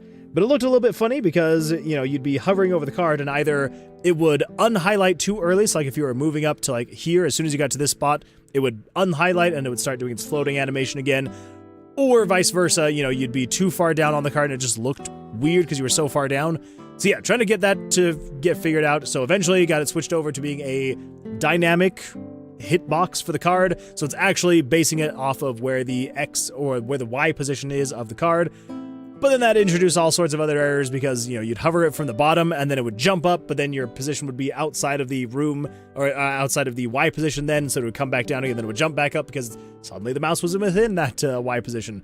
Anyway, so eventually got it figured out to where, yeah, so now when you hover over the card, it will highlight it and then it will open up this box here that is supposed to show like a short description for the item, plus, you know, the buffs and debuffs of the item. And then now, so yeah, so when you hover over it and it's highlit, then you can move your mouse anywhere in this box and everything's fine, but as soon as you leave the box, then it goes away. Or if you then move over to another card, then it shows the different box and you're able to hover in that box and it doesn't affect the cards, and yeah. I know that probably doesn't sound like a whole lot because most engines would just be able to handle stuff like that just super easily. With RPG Maker, not as much. A lot of JavaScript. Anyway, cool. So there we go. That's good. That's good. So now, at this point, I still am not quite sure how we're going to actually store what is what.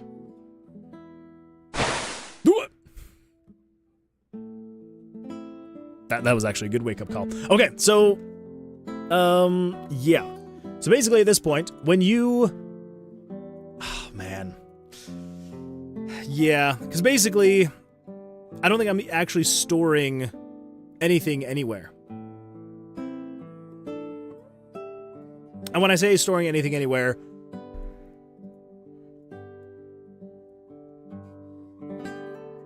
when you pick your perk card, you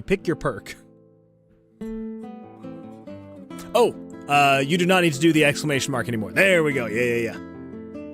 I should probably re-add it so that you can do the exclamation mark, vote 2. But I did remove that because it was like one extra thing, and I'm like, we can just do vote 2. Because how many people are going to be typing vote 2 here? You can also do vote space 2, and it should still work. There we go. Beautiful. Absolutely beautiful. Anyways, what was I saying? Yes. So as of right now, I'm not actually saving your perk card anywhere. Vote 2. I should add that as well. If you do vote 2. What are we voting for? So over here on the other side of the screen that I cannot point to.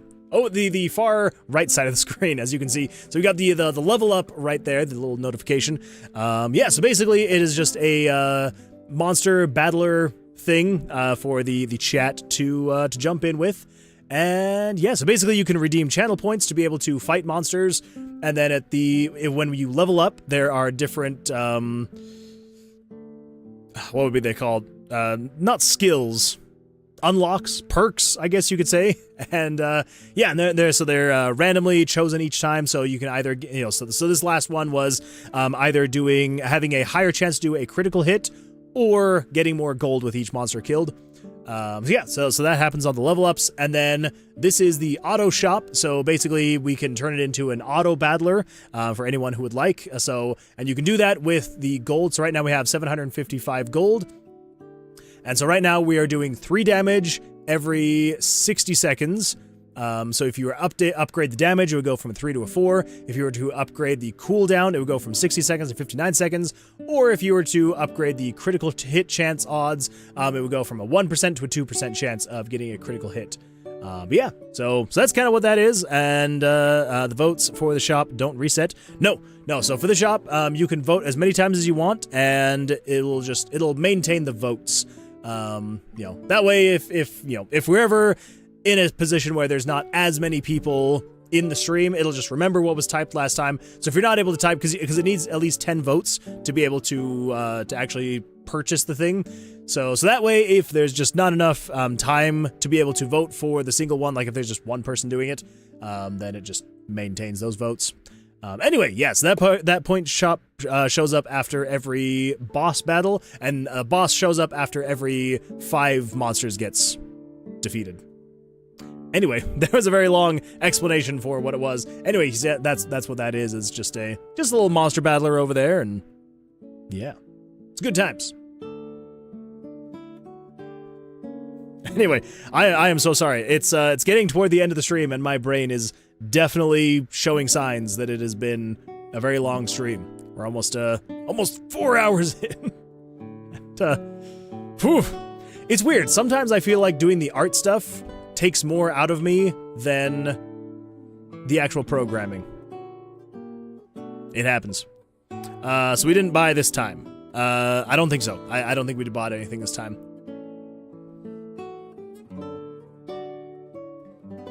Which is fine. Not the end of the world.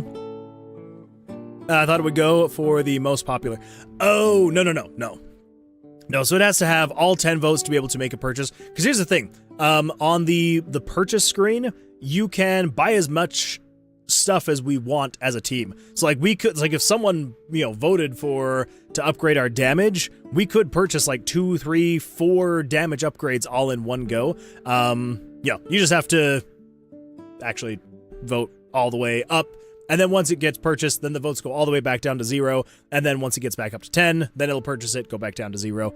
I don't know. It's just like the way to get it so that, someone doesn't come in here and just say, like, vote 1, and it just immediately spends the gold on upgrading the damage or the critical hit chance. Yeah. It's probably not the best described, but oh well. Oh, let's see, my Shio says, I'm a principal programmer, so it's the opposite for me. I have a lot of fun with the art stuff because I think I feel less pressure. That is fair, yeah. I don't know what it is. Sometimes with the art, I'm totally fine with it. I think it's mostly, there we go. I think it's mostly when I'm working on UIs, which tonight was a huge UI, trying to like restructure all of this. It used to look, fairly similar to this, but a little bit different. So, yeah, so I think trying to get it, the UI looking just right can be, I don't know what it is, but yeah, and it changes, from night to night. Sometimes the programming will just kind of take it out of me, and other times the art just wrecks me as far as like mental capacity goes. Yeah, and tonight the art won in just destroying my mental faculties. But hey, on the bright side, we did get the restructure done, so now we've got our bar down here to show all of the previous perks we've selected, so that way we can know what we've actually chosen, all that fun stuff. And we still need to get it so that when you're hovering over it, it will actually show the perk, or show the description of the perk, and we need to get it so that it'll actually show the perks down here for the ones you have selected. and we need to get, you know, the freaking, we need to get that text that's on that bar right there. We need to move that up. There's still quite a bit we need to do, but the groundwork is in. Yeah, it's in. We're getting there. Slowly but surely, we're getting there. Dozer says we're sitting on a pile of gold then. We really are. We do have a lot of gold. I think, yeah, we're up to like 700 and something now. So, there are quite a few things we could purchase next time. Let's see, Mosa says, check Discord whenever. Oh, well then, let's go check Discord real quick. Where am I checking? Oh my goodness, Mosta. Oh my, what? We got ourselves some bread. Look at that bread. Look at that bread. That's beautiful bread. Mosa, that is absolutely fantastic. You are just... This is crazy. I love it. I absolutely love it. That is beautiful. That is beautiful bread. I may use that as a emote on Twitch. I may add that. I'm happy you like it. I do. Yeah, friggin' yeah. That is beautiful. Absolutely beautiful. Yeah, love it. Bread. Actually, do I have that on here? I do. Hold up. Wait for it. Wait for it. Wait for it. Bread. Bread. It's bread. Bread. All right. Oh, man. Yeah, absolutely beautiful. Let's see. You have the PSD. Do whatever you would like with it, brother. Thank you. Thank you. I appreciate that. Yeah, I will, let's see. I'll download that one so that we've got that file. I'll also download this just because, you know, why not? Oh, yeah, that's right. You have to open in browser, and then you have to, yeah. I've got the PSD. It's fine. It's fine. All right. Yes, we'll definitely be using that on another perk card. We just got to figure out what kind of perk we're going to do for that, for bread. We'll figure it out. But the PSD is pure... Oh, yeah. So this is scaled by 400%, but the PSD is pure 16 by 16. Love it. Absolutely love it. Yeah, that's beautiful. Yeah. Bread heals. We could do that. And that's another thing that I was kind of thinking of, is we don't even necessarily have to have each one of these be necessarily like a permanent boost. We could also just do something along the lines of, maybe like only one of these cards is like a permanent boost, and the other two are healing cards, something that's like more of like a temporary thing versus like a permanent upgrade like the current perk cards are. So that way, if you just wanted something temporary, like, you know, eating some bread to heal up, or eating some steak and wine, that kind of a thing, it could be like more of a temporary boost to like maybe get you through the next level. But then these things would be more of like a permanent buff throughout the rest of your run. So I don't know. It's going to take some balancing, and the demo is not going to be perfect. I can promise you that. It is going to be far from perfect, but it's going to be a start. It's going to be a start on the way to making it be good. So we'll get there. We will get there. But yeah, so I would say it turned out pretty closely to our rough draft. I would say, yeah. I mean, there was the rough draft for what I was thinking. So you'd have the thing up the top, the cards, the little box with the arrow, and then the thing along the bottom. And yeah, so select a card, you got the cards, you got the about, and then you got the stuff along the bottom. We did eventually center it instead of having it off to the left, but I think that turned out a lot better. Having it centered in this little bar here, I think it turned out great. Yeah. Cool. So I think we can just close that. I don't think there's anything in there we need to save. Yeah, we can close that. We can just get rid of this. That's out there. That's fine. That's fine. Yeah. Cool. Well, yeah, there we go. There's the new perk card section. Very similar to the old one, just functions much better. Yeah, I do not have the mental capacity tonight to be able to set it up to the point where it will be able to actually save. Like, we need to actually create all that stuff there, which I think we kind of have the makings of. So if we come over here, we might have to come over here. Somewhere, deck cards. Okay, so that's the actual deck. Let's do this. Find perk. Find next. Okay. Find previous. There we go. Amount of perks. Card hovering. Okay, so we've got our perk stats, and then we've got the amount of perks, then perk card selection 1, 2, 3, and then perk card selected 1, 2, 3, 4, 5, 6, 7, 8, 9, 10. Okay, so we have more than enough, because I'm pretty sure that this is, yeah, so perk card selected 1. So basically, this variable right here, so variable 644, is going to be, when you select whatever perk it is here, so like, let's say, for example, Nick's Hat of Divine Wisdom is perk number 7. If you select this, it'll then check and see, is this perk number 1 you're picking? And so then basically it would then say, okay, so if you're picking perk number 1, set perk number 1 to equal perk 7. And then so that would know then to tell the game, hey, if you're equal to 7, show a smaller version of this hat right here. And so that way we can also then go in and say, if you're hovering over this and if it's equal to 7, show the new tooltip up here, you know, kind of like if you were hovering over. So show this tooltip here and then actually fill it in with the information. Yeah, I think that should be good. The most impressive part in all this is the amount of variables you remember and call by using a number that's tedious at best. Yeah, it's the only reason why I am actually good at remembering all of those, is because I've just done it for so long. Like, this is not a good way to do variables. That is the one thing that as I have learned how to actually do proper variables in actual programming, the more I realize how horrible they are in RPG Maker. Like, the fact that you have to remember the ID, and you have to come in here and you're like, oh yeah, a variable ID number 204, which is room 26-item 2. It's kind of ridiculous. That's how that actually works in RPG Maker. And that's how they still do it. Kind of blows my mind. Yeah. It does help, though, now knowing that I can do Control F and I can search specifically for, like, health. And there we go. You can start searching for health. Oh, apparently there's only one named health. We also have HP, and HP should bring up more things. There we go. Find previous. There we go. That helps. Anyway. Let's see. Oh my gosh. It was, my Shio. There we go. My Shio says, it's trying to make it easy for scripting extenders.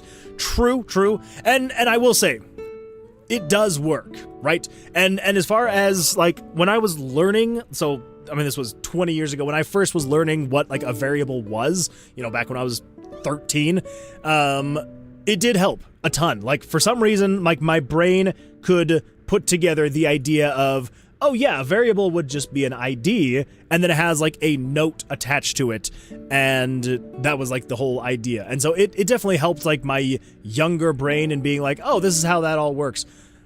But, like, once you then try to, you know, get a little bit more crazy with, you know, and when I say crazy, I mean very basic programming, it is very weird to have to then go back and be like, oh yeah, this variable is ID 205, or 1620. It is a little bit bizarre. It would be nice if you could actually reference your variables based on their name, like, you know, you normally would with variables, but, oh well. I have chosen this bed to lie in, and I will lay in it. Let's see, it's to make them usable in the UI of the program, but it sucks. You have to do stuff on your own.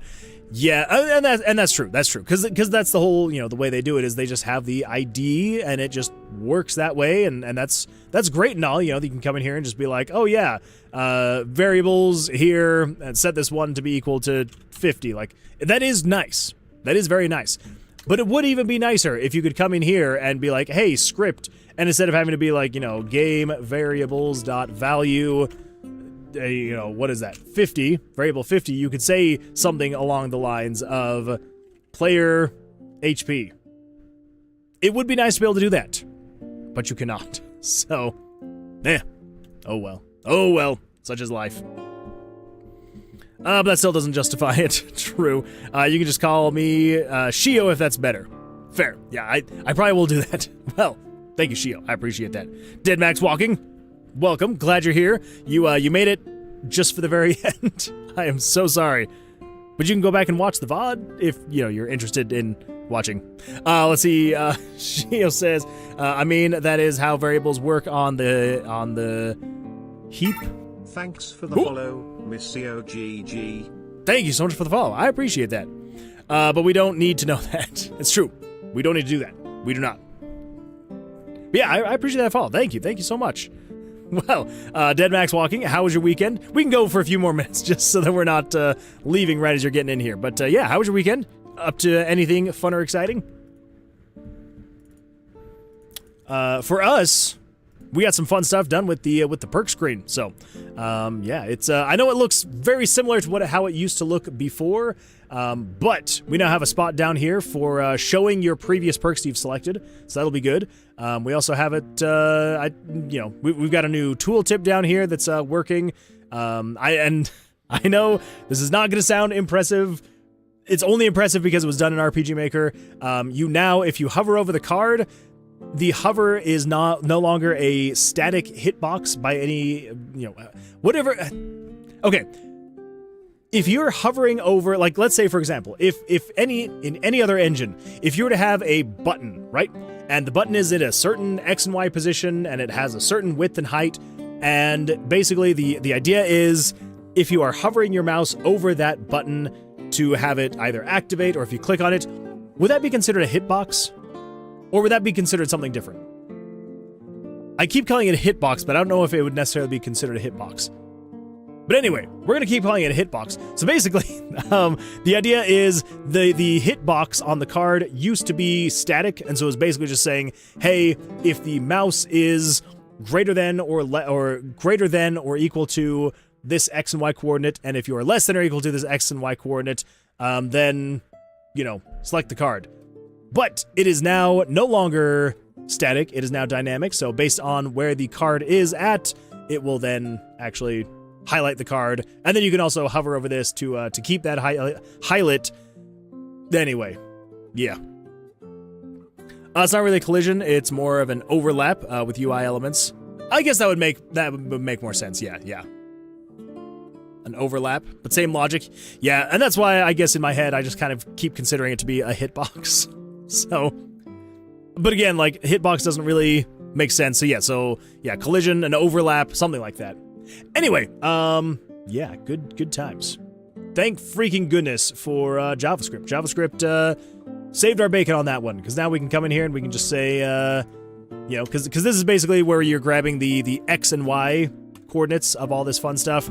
But over here, we can then say, if you're equal to math round, and then the game screen, pictures, Y position, and all that fun stuff. Although now I'm wondering, plus 152. It seems like too much.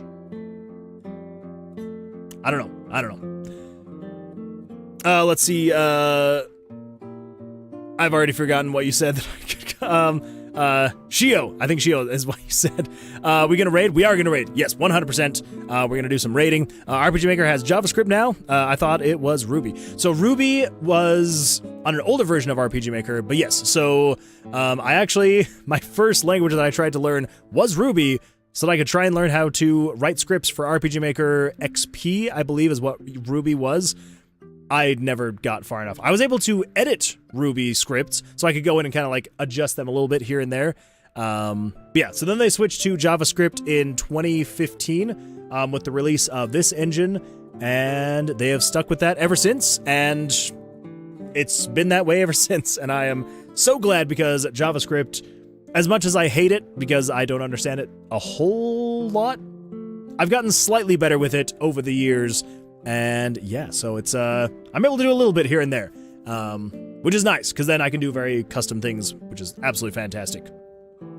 Yeah, it used to be Ruby. XP is where I started game dev too. Hey, there we go. Yeah, absolutely love it. Never learned the language though. I was a baby. Yeah, that's fair. Yeah, XP. Oh man, when did XP come out? Because I've gotten basically every single RPG Maker as it is coming out, like as it has come out.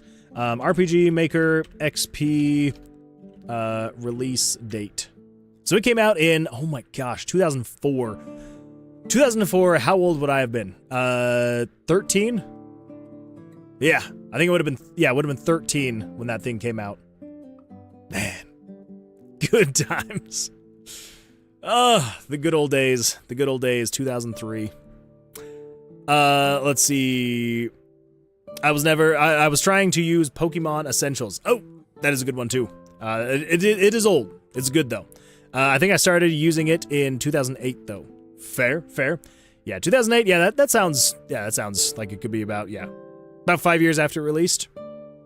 I feel like most people don't get the RPG Maker engines the moment they release, so that's fair. Actually, I'm pretty sure that I probably got XP back in like 2004, so it was probably out for about a year when I got it. I don't know. That was a long time ago. A very long time ago. Anyway, cool. Well, yeah, so I think we're probably going to call it there, but I appreciate everyone being here for hanging out, chatting, all that fun stuff.